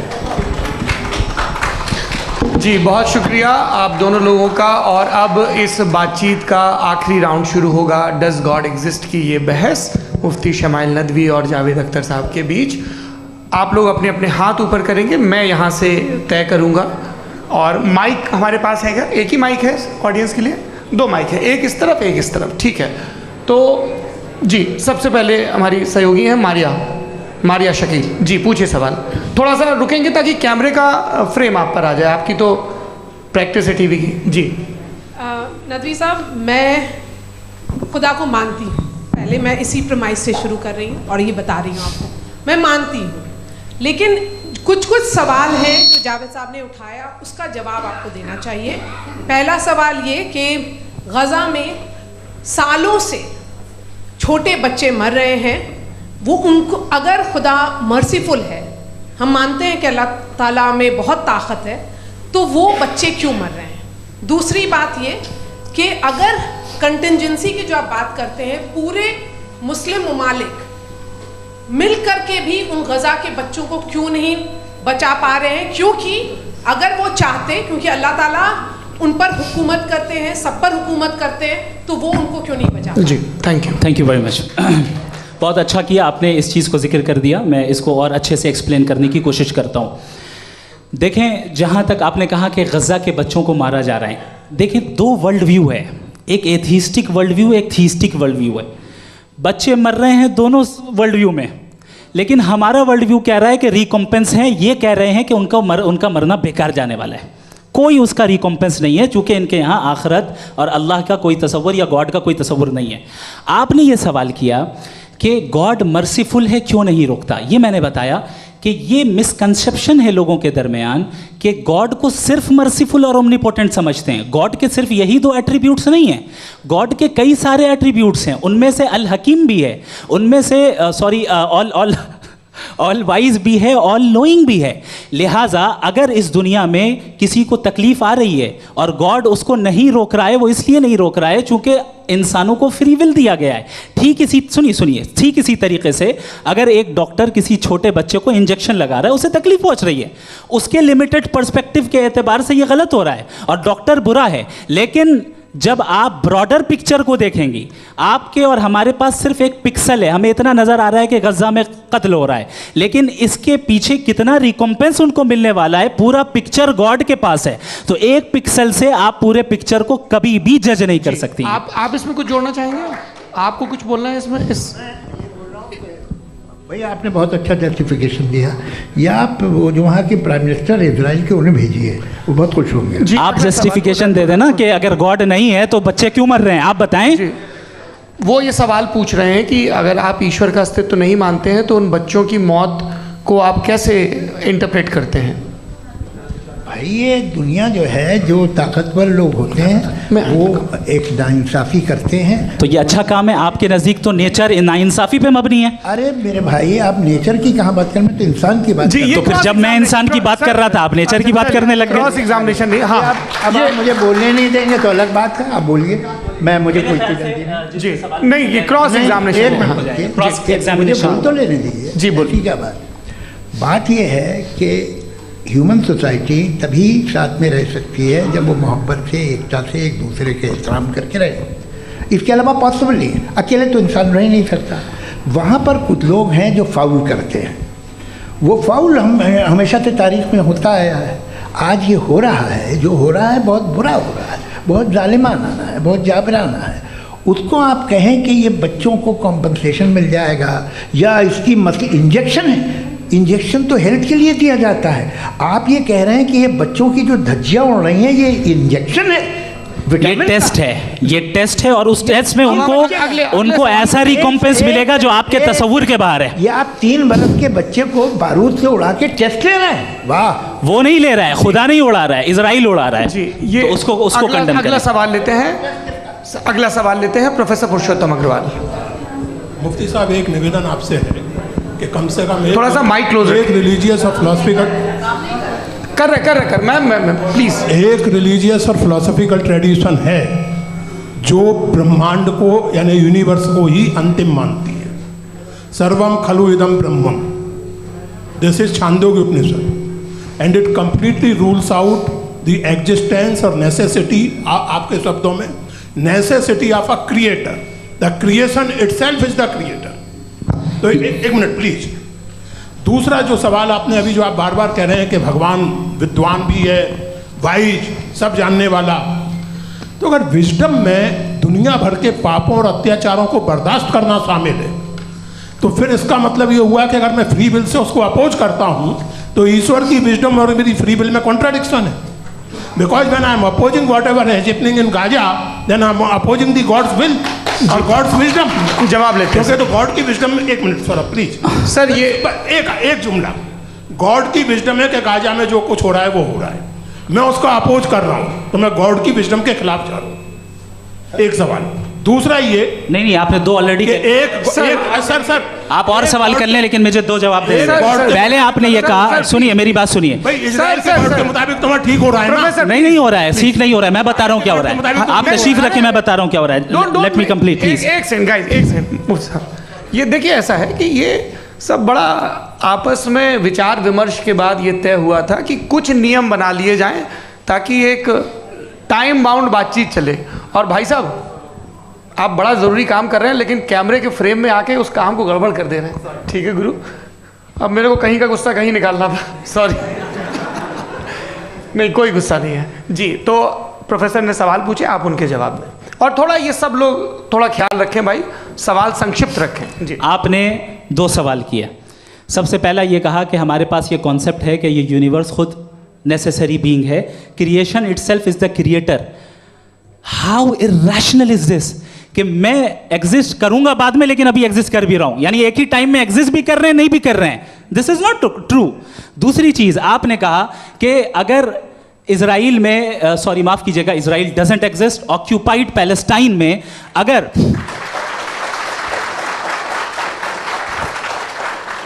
ऑक्यूपाइड पैलेस्टाइन में बच्चों को मारा जा रहा है फ्री विल की वजह से और गॉड नहीं रोक रहा, ये कॉन्ट्राडिक्शन है। ये बताइए कि एक एग्जाम में एक बच्चा गलत आंसर लिख रहा है, सुनिए, एग्जामिनर चाहे तो रोक सकता है, क्यों नहीं रोक रहा है?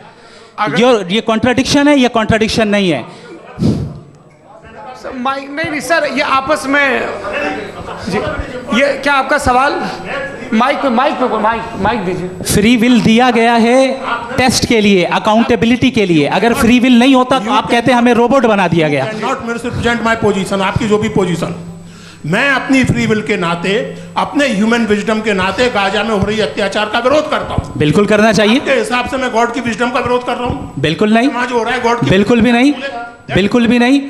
उसका वहां पर गाजा में कत्ल होना ये इंसानों के गलत इस्तेमाल का नतीजा है, फ्री विल के इस्तेमाल का नतीजा है। गॉड इसका हुक्म नहीं देता, उससे रोकता है। यही तो मसला है ना। आपके लिए कॉन्सेप्ट क्लियर? नहीं भाई, आपने तो बताया था इंजेक्शन लगाने से बच्चे को तकलीफ होती है, ये इंजेक्शन लगा। सर आप ऐसे रेटोरिक स्टेटमेंट दें तब तो कोई मसला नहीं समझते रहेंगे। This is a rhetoric statement, this is not a logical argument sir. I am sorry. आखिरी 30 मिनट बड़े मुश्किल होने वाले हैं जी। मुफ्ती साहब आगे बैठे हैं, इनको माइक दीजिए। हाँ तरुण, माइक आप अपने पास रखिए, आपको कैमरे का फ्रेम पता है जी। सबसे पहले दोनों को मुबारकबाद। एक सर अपना आप नाम बता दें। आप अमेरिका में शिकागो में रहते हैं, इतना मुझे याद है। बताया आप। यासिर नदीम अलवाजदी मेरा नाम है। जावेद सर, आपसे क्वेश्चन है इन्फिनिट रिग्रेस के ताल्लुक से। एक हाइपोथेटिकल सिनेरियो है, मसलन अगर आप सर माइक थोड़ा सा प्लीज क्लोज रखिए जी। अगर आप शायर इसलिए हैं कि आपके कोई उस्ताद शायर थे, और वो इसलिए शायर थे कि उनके कोई उस्ताद शायर थे, और इसी तरीके से हम माजी में पीछे चलते चलते चले जाएं और कहीं ना रुके, तो माफ़ कीजिएगा आप कभी शायर नहीं हो सकते। लेकिन आप शायर हैं, आपका शायर एग्जिस्ट करता है, इसका मतलब ये है कि आप कहीं ना कहीं रुके हैं। तो मेरा सवाल ये है कि क्या आप इन्फिनिट रिग्रेस ऑफ कॉजेस को लॉजिकल फैलेसी मानते हैं या नहीं मानते? हाँ या ना? मैं इन्हें लॉजिकल फैलेसी नहीं मानता हूँ, लेकिन मेरा प्रॉब्लम यह है कि जब मैं नहीं मानता हूँ तो I will continue with this logic जो फैलेसी नहीं हो। आप एक जगह रुक जाते हैं जाके, आप कहते हैं ये गेंद कैसे बनी, ये जजीरा कैसे बना, ये समंदर कैसे बना, ये ज़मीन कैसे बनी, और अचानक गॉड पे जाके आपको ब्रेक लग जाता है। एक बार आप सवाल नहीं करते कि भाई इनको बनाने वाला तो इनसे भी कॉम्प्लिकेटेड होगा, वो कैसे बना, उसके बारे में आपने इत्मीनान कर लिया, वो हमेशा से है। तो अगर आप उसे हमेशा से मानते हैं तो फिर ये मान लीजिए कि कायनात हमेशा से, क्या तकलीफ है? फिर हम वजूद में नहीं आते जी हैं? हम मौजूद नहीं। अच्छा सर क्यों नहीं होता? मैं बताऊं प्लीज। जैसे मैंने मिसाल दी आपके शेर, आपका शेर कभी वजूद में ना आता अगर शायर इसी तरह चलते रहते हमेशा जी। माइक मेरे ख्याल से इन्फिनिट रिग्रेस का कॉन्सेप्ट क्लियर नहीं हो पाया। ऐसे रहने दें, लेट्स मूव ऑन सर। ठीक है। हाँ थोड़ा सा मॉडरेटर का भी ख्याल रखें। नहीं आपने तो रखा है, आपने रखा है। यहाँ पे गौहर रजा साहब हैं, वो भी एक सवाल पूछना चाहते हैं। माइक यहाँ नीचे से ऑन कर दिए, नीचे। पहले तो ये कह दूं कि मैं उन बच्चों से शर्मिंदा हूँ जिनको गज़ा में कत्ल किया गया,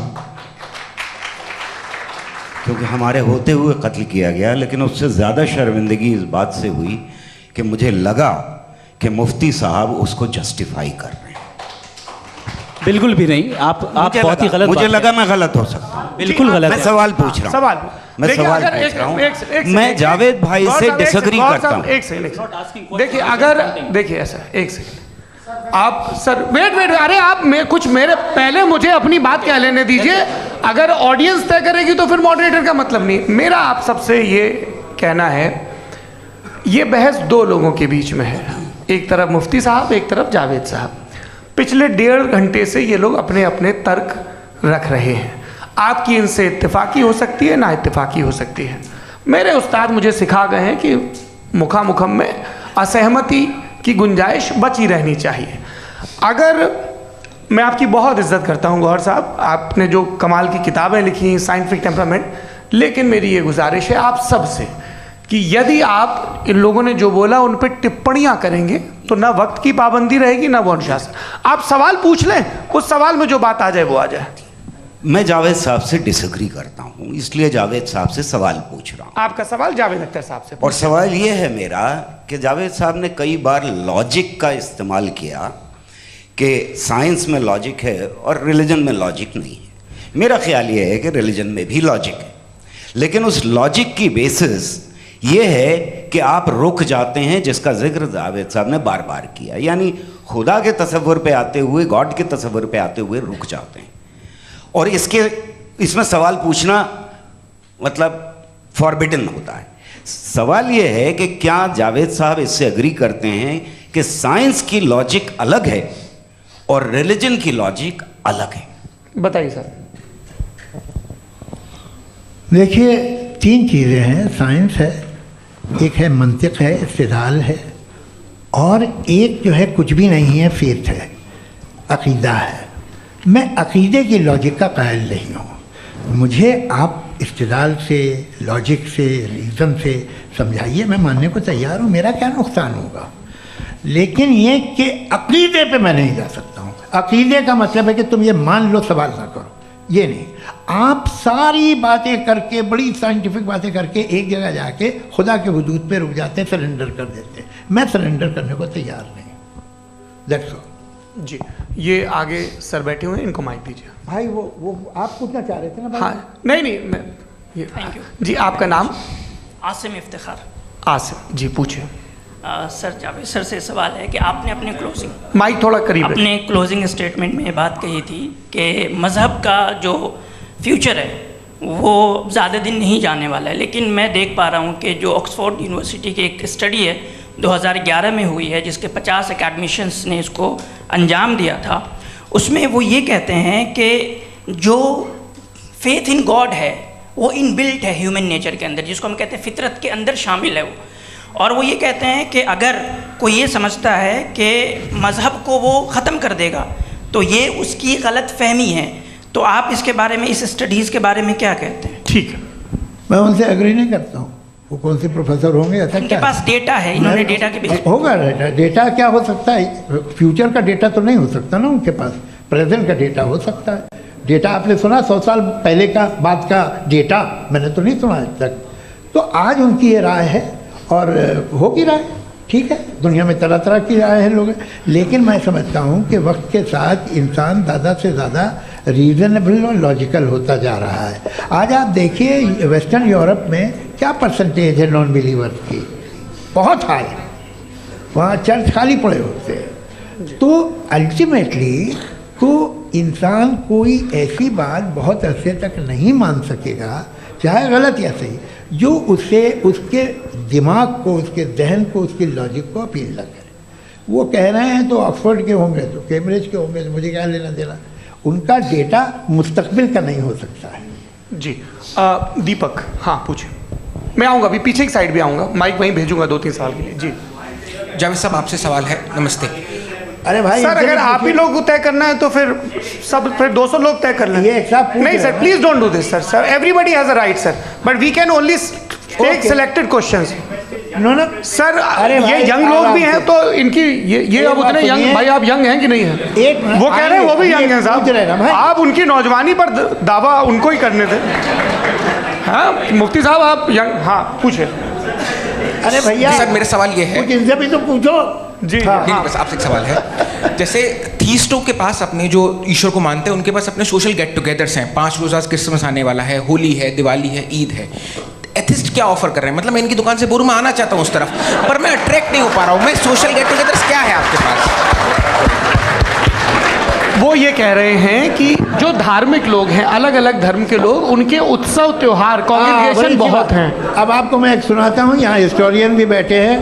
मृदुला जी, आप बताइएगा सही है कि नहीं। ये एक कॉन्स्टेंटाइन, एक ग्रीक रोमन बादशाह था, जो क्रिश्चियनिटी आने के 400 साल बाद उसने डिसाइड किया कि मैं क्रिश्चियन हो जाऊंगा, मेरी पूरी स्टेट कैंसिल हो जाएगी।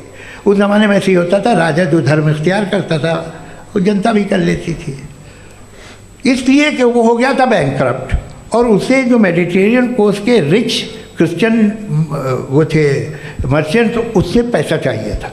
तो उसने कहा यार क्रिश्चियन हो जाओ। तो उसने अपने वजीर से कहा कि भाई ये हिस्ट्री है कि अब हम लोग क्रिश्चियन हो जाते हैं। पहले सर हो जाएंगे, कोई प्रॉब्लम नहीं है, लेकिन एक प्रॉब्लम ये है कि 17 दिसंबर से 25 दिसंबर तक जो पेगन फेस्टिवल होता, जो पेगन जो फेस्टिवल होता है वो बंद हो जाएगा, इसलिए कि हम क्रिश्चियन हो गए तो होगा नहीं। तो वो बच्चों को बहुत बुरा लगेगा, पब्लिक को बहुत इन्जॉय करते हैं, खासतौर से 25 को मेन डे। उसने कहा हाँ ये तो सही कह रहे हो, ये जीसस क्राइस्ट की पैदाइश कब थी? कहते साहब वो अप्रैल में थी। नहीं, कट करो, वो 25 दिसंबर को है। ये हकीकत है। और 400 साल बाद क्रिश्चियनिटी के अप्रैल से दिसंबर ले आए, और इसलिए कि यहाँ पेगन फेस्टिवल होता था। अब मनाते हैं आप आराम से। ये जो सारे फेस्टिवल हैं ये रिलीजन से, हर एक को एक इंटरटेनमेंट डिपार्टमेंट चाहिए होता है अपनी कंपनी चलाने के लिए। तो ये रिलीजन ने, ये सेकुलर त्योहार थे जिन्हें रिलीजन्स ने ले लिया है। ये मौसम के थे, फसलों के थे, किसानों के थे, उसको आपने लेके रिलीजियस रंग दे दिया। ये कोई रिलीजन से थोड़ी आए हैं आप। अच्छा हमें देखिए, हम तो मुल्द हैं, हम ईद मनाते हैं, हम दिवाली मनाते हैं, हम होली मनाते हैं, हम क्रिसमस मनाते हैं। बम्बई की फिल्म इंडस्ट्री की सबसे बड़ी होली हमारे घर में होती है, सबसे बड़ी ईद हमारे घर में होती है। वो हमारी सोशल वो है, हमारा हेरिटेज है। ऐसा थोड़ी है कि we will throw the baby along with the water. ये तो अच्छी चीज़ है, इन्हें रखो, जो बेकार है फेंक दो। जी हाँ, हेलो जी, मेरा सवाल नादवी जी से है। जैसा कि आपने बोला कि गॉड टाइम के भी परे हैं और गॉड इतनी कॉम्प्लेक्स चीज़ है कि उसे ह्यूमन माइंड समझ नहीं सकता, और गॉड ने अर्थ पे फ्री विल भी दे दी है, तो आप अपना वक्त ज़ाया क्यों कर रहे हैं गॉड के बारे में बात करके? अपन को तो बात करनी चाहिए कि सोसाइटी को बेहतर कैसे करें। जी, मैं गॉड वही बताता है सोसाइटी को कैसे बेहतर करें। अभी मैं आपका जवाब देता हूँ। आपने कहा कि टाइम पे वो एग्जिस्ट नहीं करता, सो नहीं, मेरा सवाल ये है कि जैसा आपने बोला कि गॉड बहुत ही कॉम्प्लेक्स चीज़ है। मैंने कहा ही नहीं कि कॉम्प्लेक्स है, तो आपके अल्फाज हैं। कॉम्प्लेक्स का लफ्ज़ गॉड के लिए सुइटेबल नहीं है। क्यों? क्योंकि कॉम्प्लेक्स वो चीज़ें होती हैं जो ऑब्जेक्ट हो। God is not an object जिसको आप इंस्ट्रूमेंट के जरिए लेबोरेटरी में जाके टेस्ट करें, oh it's very complex. No, वो कोई कार का इंजन नहीं है। मेरा वो फिलोसॉफिकली नेसेसरी बीइंग ऐसी बीइंग है जो सिंपल बीइंग है। हाँ, आप उसको मुकम्मल तौर पे उसकी तमाम हिकमतों को जान ले और हर चीज़ को जान ले, ये पॉसिबल नहीं है, क्योंकि वो ऑल वाइज है, आप ऑल वाइज नहीं है, और वो खुदा है, वो आपको सारी चीज़ें बता दे, ये ज़रूरी नहीं। मेरा सवाल ये नहीं था, मेरा सवाल ये था कि जब गॉड इतना परे है इस दुनिया से कि उसने अर्थ पे फ्री विल भी दी है, हम सब ह्यूमंस की फ्री विल है, और जो सोसाइटी में हो रहा है वो अपन लोग डिसाइड करेंगे, तो अपन लोग डिसाइड नहीं करेंगे ना, अपन लोग डिसाइड नहीं करेंगे। गॉड जो है, गॉड ने वो उसकी ज़ात, उसकी एग्जिस्टेंस टाइम एंड स्पेस से परे है, लेकिन वो हमारा टेस्ट ले रहा है और उसी गॉड ने हमें बताया कि तुम्हें क्या करना है क्या नहीं करना है, तो जाहिर है उस गॉड की बात सुनेंगे ना। जी, वो पीछे एक चश्मा लगाए जो मैम खड़ी हैं, उनको दीजिए। हाँ, आप जी जी बिल्कुल आएंगे। देखिए मैं कोशिश कर रहा हूँ सब तरफ जाने की। हाँ, उनको दीजिए माइक। जी, हेलो सर, मैं ओमनी प्रेजेंट नहीं हूँ, टाइम पाबंद हूँ, और जहाँ तक कोशिश कर सकता हूँ करूँगा। जी, अपना नाम बताइए। मेरा नाम उर्सुला है, मैं दिल्ली यूनिवर्सिटी की एक स्टूडेंट हूँ और मैं स्टूडेंट फेडरेशन ऑफ इंडिया से हूँ। मेरा सवाल मुफ्ती जी से है कि इस हॉल के इस कमरे में बैठ के हम लोग रेप की मोरालिटी के बारे में फिलोसफिकली बात तो कर सकते हैं, बट असलियत ये है कि रोज़मर्रा की ज़िंदगी में औरतें रेप के थ्रू गुजरती हैं, और हम लोग सिर्फ नंबर्स पे इस तरह नहीं देख सकते, क्योंकि कितनी औरतें हैं इन कंट्रीज़ में जहाँ पे आप बता रहे हैं कि केसेस कम हैं, जिनका एक्सेस है कि वो जाके केस फाइल कर सकें। कितनी औरतें हैं जो जिनको काम करने की आज़ादी है उन कंट्रीज़ में। यूरोप में ये आज़ादी आ गई, यूरोप में ये रूल्स आ गए, तो हम आज उसके बारे में बात कर पा रहे हैं। जी, जवाब।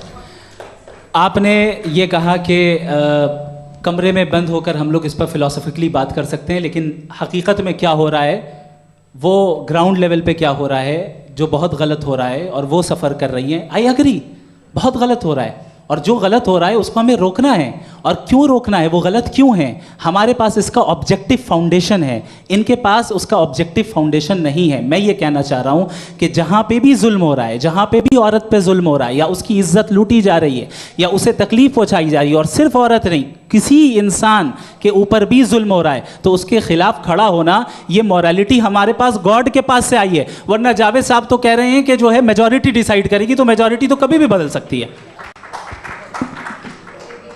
क्या आप ये थोड़ी सी आपको गलतफहमी है। मैं अगर मेरे जुमले से ये मदनत निकला या मैंने कहा, तो ये जुमला मैं वापस लेता हूँ। ये मेरा मतलब ही नहीं था कि मेजॉरिटी डिसाइड करेगी। मेजॉरिटी डिसाइड करे तो दुनिया में बड़ी, वैसे आपने कहा था ये जुमला। अच्छा, हो सकता है, मैं मान रहा हूँ, बाद में रिकैप कर लेंगे। अरे एक सेकंड, मैं अपनी एक्सप्लेनेशन देता हूँ। मुनासिब बात यह है कि हम सब के सब दिल में जानते हैं कि क्या अच्छा है क्या बुरा है, हमें पता है अच्छी तरह से। जो लोग बुरे काम करते हैं उन्हें भी मालूम अच्छा क्या है। यही तो सवाल था हजरत कि फिर ये मोरालिटी आई कहाँ से? Cross examination. हाँ जी, हाँ। मोरालिटी साथ रहने की डिजायर से आई है। यानी साथ रहकर जो कुछ कह दे, जो कुछ कर दे, वो हो जाएगा? नहीं नहीं, तो आप कायदे से रही कर सकते हैं जब तक लोगों में मोरालिटी हो, वरना क्यास हो जाएगा। ये आपको कैसे पता? जी, हमने देखा ना, जहाँ मोरालिटी का क्यास हो गया, हम देखते हैं। कहाँ पे देखते भाई? दुनिया में। आप जो कह रहे हैं, आप अभी कहीं पे अगर गलत हो रहा है इस बहस तो के उसको बाद आप मैं आप लोगों देखिए, को सर मुफ्ती आप साहब, एपिस्टेमोलॉजी की बात कर रहे हैं, मैं ऑन्टोलॉजी की बात कर रहा हूँ। मैं इस बहस के फाउंडेशन बाद आप क्या है? दोनों लोगों को चाय पे फाउंडेशन होस्ट करूंगा, वहां पे क्रॉस एग्जामिनेशन कर लीजिएगा। अभी ऑडियंस का हक मार रहे हैं आप लोग भाई। सर, जस्ट लोग हैं आप लोग। और ये भाई ये हाँ, उधर आएंगे, जी सर, आएंगे। अच्छा सर, मेरा नाम लईकुर रहमान है और मैं अलीगढ़ मुस्लिम यूनिवर्सिटी का स्टूडेंट हूँ।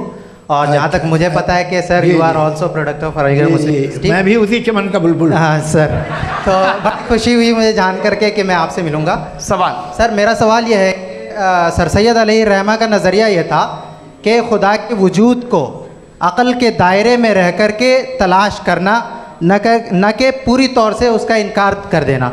Sir, how will you define it? नहीं, तो ये तो आप इन्हें बताइए। ये सवाल है कि खुदा का वजूद साबित कर रहे हैं। नहीं तो सर, आपने इनकार कर रखा है, इस वजह से मेरा क्वेश्चन। उन्होंने यही सर से एक सेकंड, सर सैयद ने यही कहा ना कि अक्ल से आप खुदा के वजूद को साबित नहीं कर सकते, यही कहा ना भाई। वो उन्होंने कहा कर सकते हैं और वो कर दिया गया आज। वो फोन दो। तलाश करना या साबित करना अक्ल से नहीं हो सकता। अरे सवाल तो सुन लीजिए जी। अक्ल से नहीं हो सकता है, यही कहा ना आपने। अक्ल से हो सकता है। अरे वो यही कह रहे हैं भाई, आप बता रहे हो सकता है, वो तो कुछ और। आप अगर सर देखो, नौजवान फोन ले लो, वो इतनी कमाल की यूनिवर्सिटी है। अरे भाई दे दो जरा, एक मिनट अरे दे दो भाई, मेरी बात सुनो, माइक पे बोलो ताकि जो लाखों लोग देख रहे हैं। माइक दे दो ना। अरे देंगे ना माइक, तुम ठहरो तो। हाँ सर, मेरा सवाल ये था कि सर सैयद अलैहिर्रहमा का एक नज़रिया था अपना कि खुदा का जो वजूद है उसको अक़ल के दायरे में रह कर के तलाश करना है, न कि पूरे तौर से इनकार कर देना है। ये उनका कॉन्सेप्ट था। लेकिन मेरा सवाल ये है कि आप इसको कैसे डिफाइन करते हैं, एक्सप्लेन कैसे करेंगे? मैं आपसे जानना चाहता हूँ, चूँकि you are the product of Aligarh Muslim University. मुझे अक़ल के दायरे में रखे मैंने बहुत तलाश की, मुझे मिला नहीं। हाँ, ये उधर वो चश्मा लगाए जो, हाँ उनको दे दीजिए। जी जी, फटाफट पूछिए, बस 5 मिनट है, 5 मिनट में खत्म हो रहा है। हाँ, अस्सलाम वालेकुम मुफ्ती साहब। एंड मेरा सवाल जावेद अख्तर साहब से। क्या नाम है आपका? अरे भैया सब मुझे पूछ रहे हो। फैज पूछिए फैज साहब। तो मेरा सवाल ये है कि अभी जो एथियस्ट है वो problem of evil argument use कर रहे हैं अगेंस्ट मुस्लिम्स, राइट? कि इस दुनिया में इतना सारा ईविल है और अगेंस्ट मुस्लिम तो यहाँ अगेंस्ट थियस्ट। हाँ, थोड़ा सा करेक्ट कर लीजिए भाई। पूरी मशक्कत ही इसी बात की थी कि किसी एक मजहब पे बात न टिके। जी, तो बेसिकली ये आर्ग्यूमेंट ऐसा है कि इस दुनिया में इतना ज़्यादा ईवल एग्जिस्ट करता है और अगर एक ऑल गुड गॉड है तो वो रोकता क्यों नहीं है? लेकिन इस सवाल में एक हिडन अजम्पशन ये है कि इस दुनिया में ईवल एग्जिस्ट करता है। अब एथियस्ट ये कैसे ऑन्टोलॉजिकली प्रूव कर सकते हैं कि इस दुनिया में ईवल एग्जिस्ट करता है? मैं आपको बताता हूँ, थोड़ा सा समझा। नहीं सर, हम लोग इनको सुनने आए। नहीं please don't do. I want to explain ontology. नहीं, हम समझ गए सर, इनको अब जवाब देने दीजिए। अच्छा, सवाल पूछ लो। मैं अभी तक क्या था वो मैं थोड़ा सा ऐड ऑन कर लेता हूँ। तुम गुरु, तो हम जब इसका राउंड 13 करेंगे ना, तब तुमको स्टेज पे बिठाएंगे। जी, तो हाँ जल्दी से। तो देखिए, एथियज्म के हिसाब से सब कुछ रैंडमली बन गया है, सब कुछ एटम्स और मॉलिक्यूल्स है। एक पत्थर में और मुझ में सिर्फ इतना फर्क है कि हम लोग एटम्स और मॉलिक्यूल्स का अलग अलग रीअरेंजमेंट है। अब एक पत्थर को कोई इंसान तलवार से 2 टुकड़ों में काट दे या मुझे, according to atheism it is same. There is no evil and good according to atheism. जी, अच्छा, फैज साहब का सवाल ये है कि हाँ, कोशिश भी करते तो इससे गलत सवाल नहीं कर पाते। एक लाइफ फॉर्म है और लाइफ फॉर्म में फीलिंग्स हैं, मतलब लाइफ फॉर्म सुनता है, देखता है, टेस्ट कर सकता है, फील कर सकता है। तो उसकी जो ये जो क्वालिटी इस बबल में आ गई हैं, वो जानवर में भी है, इंसान में भी है। तो जाहिर है कि उसे कोई तकलीफ पहुंचेगी, तो चूंकि उसके पास वो सेंसिटिविटी है तो मैं करेगा। पत्थर में वो सेंसिटिविटी नहीं है। तो ये क्या सवाल हुआ कि अगर पत्थर को काटा तो पत्थर को तकलीफ नहीं होती, तो आपको काटे तो आपको क्यों तकलीफ हो? बैठ जाइए। जी हाँ, अगला सवाल। हाँ, पूछे। जी, जावेद अख्तर साहब, अरे भैया, सब आप लोग मुफ्ती साहब को छोड़ रहे हैं तो मेरे ही पीछे पड़े हैं क्या? फिर चलो बोलो भाई। You asked how God can exist when children die in Gaza. हाँ? You asked how God can exist when children die in Gaza, and you also mentioned the rise of atheism in Europe. But the same events also are leading many atheists and non-believers to turn towards faith. How do you interpret this contradiction, where suffering pushes some away from God, yet brings others closer to belief? देखिए, आपको एक बात बताऊं, दुनिया perfect तो कहीं भी नहीं है, हर जगह कुछ खामियां हैं। बेटा एक मिनट, मैं आप ही को कहेंगे, देखो वो तो कुछ खामियां, कमज़ोरियां, खराबियां सब जगह है। लेकिन अगर देखोगे ईमानदारी से कि दुनिया सबसे ज़्यादा महज़ब कहाँ है, एक आम शहरी को कहाँ हुकूक हासिल हैं, वो बोल सकता है, अपनी मर्ज़ी से काम कर सकता है, अपनी मर्ज़ी से राय दे सकता है, हुकूमत के ख़िलाफ़ बोल सकता है, बरसर इक़्तिदार लोगों के बारे में बोल सकता है, सरमायादारों के ख़िलाफ़ बोल सकता है। तो आपको ये स्कैंडिनेवियन कंट्रीज़ में मिलेगा, वेस्टर्न यूरोप में मिलेगा। मैं नहीं कह रहा वो परफेक्ट है, बिल्कुल नहीं, वहाँ बहुत ख़राबियाँ भी हैं, परफेक्ट तो कोई। लेकिन जिन जिन मुल्कों में, लैटिन अमेरिका देखो, गल्फ़ देखो, वहाँ पर आपको ये ज़रूर है कि रेप नहीं होते होंगे। रेप की ज़रूरत क्या है भाई? उसको तो ख़रीद लो, घर में रखो, सड़क पर रेप करने की क्या ज़रूरत है? मगर सुनिए, मगर हकीकत ये है कि वहाँ शख्सी आज़ादी राय देने की, बोलने की नहीं है। जी, ये एक आखिरी सवाल मुफ्ती साहब से। हाँ मैम, इनको माइक दीजिए। शुक्रिया। मेरा नाम मनीषा है, मैं हरियाणा से आई हूँ। मैं मुफ्ती साहब से एक बात पूछना चाहती हूँ। आप बार बार जावेद साहब को कॉन्ट्राडिक्ट तो कर रहे हैं कि आपने ये कहा, लेकिन आप भी अजम्पशंस के बेसिस पे बात कर रहे हैं। आपने खुदा के होने का कौन सा प्रूफ पेश किया है, खुदा की एग्जिस्टेंस का? अब इस सवाल को अलग रहने दीजिए, कौन एथीस्ट है कौन नहीं है। और दूसरी बात जो आपने एक छोटी सी कही थी कि ये फ्री विल का इस्तेमाल करता है इंसान अपनी, लेकिन इस फ्री विल का इस्तेमाल में मतलब खुदा ने ये दे दी सबको ये इजाज़त कि वो कितना घिनौनापन और कितने ज़्यादा ख़राब से ख़राब तरीके इस्तेमाल कर सकते हैं। जब आप सुनते जी, आप फ्री विल को मानती हैं ना, या अब कहती हैं कि फ्री विल नहीं है ना? मानती है ना? तो अब आपके पास इसका कोई एक्सप्लेनेशन नहीं है कि अगर एक इंसान उस फ्री विल का इस्तेमाल करके गलत काम कर रहा है और बच के अच्छी ज़िंदगी गुजार के निकल जा रहा है, उसका कोई रिकम्पेंस नहीं है। हमारे वर्ल्ड व्यू में जो इंसान गलत काम कर रहा है उसको भी रिकम्पेंस यानी उसका बुरा बदला मिलना है, और जो सही काम कर रहा है उसको सही बदला मिलना है। लिहाजा जो फ्री विल है वो इस तरीके से है कि एक लिमिटेड टाइम तक खुदा ने मोहलत दी है। ऐसा नहीं कि छूट दे दी, जो करना है करते रहो हमेशा। वक्त आएगा जब एग्जाम का टाइम खत्म होगा तब रिजल्ट आएगा, दौराने एग्जाम जबरदस्ती आपको नहीं बताया जाएगा। अरे भाई एक सेकंड, जी सवाल मुफ्ती साहब से मेरा, मुफ्ती साहब से जी, रुक जाइए, आपसे फोन, आप इसके बाद आपसे यही रहेंगे वो। हाँ बोलिए। मैं मुफ्ती साहब एक ही सवाल करता हूँ कि अगर जो हो रहा है फ्री विल से हो रहा है और एक दिन बरोज़ क़यामत इंसाफ होगा मैशर में वगैरह वगैरह, तो दुआ क्यों मांगते हैं लोग? दुआ मांगते हैं इसके मतलब है अभी भी उसने ये डिपार्टमेंट रखा है कि मैं रोज़मर्रा की ज़िंदगी में इंटरफेयर बिल्कुल ही कैन। तो तुम कैन हो, तुम मुझे नौकरी दिला देते हो, मेरे बेटे को ग्रीन कार्ड दिला देते हो, और 45,000 बच्चे मरते उन्हें रोकते नहीं हो। नहीं तो क्या आप ये कह रहे हैं कि इस दुनिया में जालिमों को कभी पकड़ ही नहीं होती है? अरे जो भी पकड़ होगी वो बच्चे रोते हैं। बिल्कुल, देखिए मैंने अपने ओपनिंग स्टेटमेंट में यही कहा था कि जनाब जावेद साहब सिर्फ इमोशनल आर्गुमेंट देंगे। This is an emotional argument. ये छोटे मोटे इसके पीछे का रीजन मैंने बताया क्या है। देखिए मैं बार-बार यहाँ पर मंच से आप लोगों को सज्जनों इसलिए कह रहा हूँ ताकि थोड़ा सा आपके कॉन्शियस पे जोर रहे कि आपको ऑर्डर बचा के रखना है। वक्त तय हुआ था, ये वक्त पूरा हुआ, आपने इतने धैर्यपूर्वक सुना, मैं आप सबका बहुत बहुत शुक्रगुजार हूँ। यदि इन दोनों विद्वानों की इच्छा होगी तो कभी हम इस बातचीत का राउंड 2, राउंड 3, यही तो देखिए खूबी है इंसान की कि बहस मुबाहसे में वो पड़ा रहता है। आप लोगों ने बड़े धैर्य का परिचय दिया, बहुत बहुत शुक्रिया। इसी के साथ ये बातचीत यहाँ पे समाप्त होती है। मैं एक बात बता दूँ, ये सारी बहस हो गई, अब मुफ्ती साहब और बड़े मुफ्ती साहब इन सब के साथ मैं खाना खाने वाला हूँ।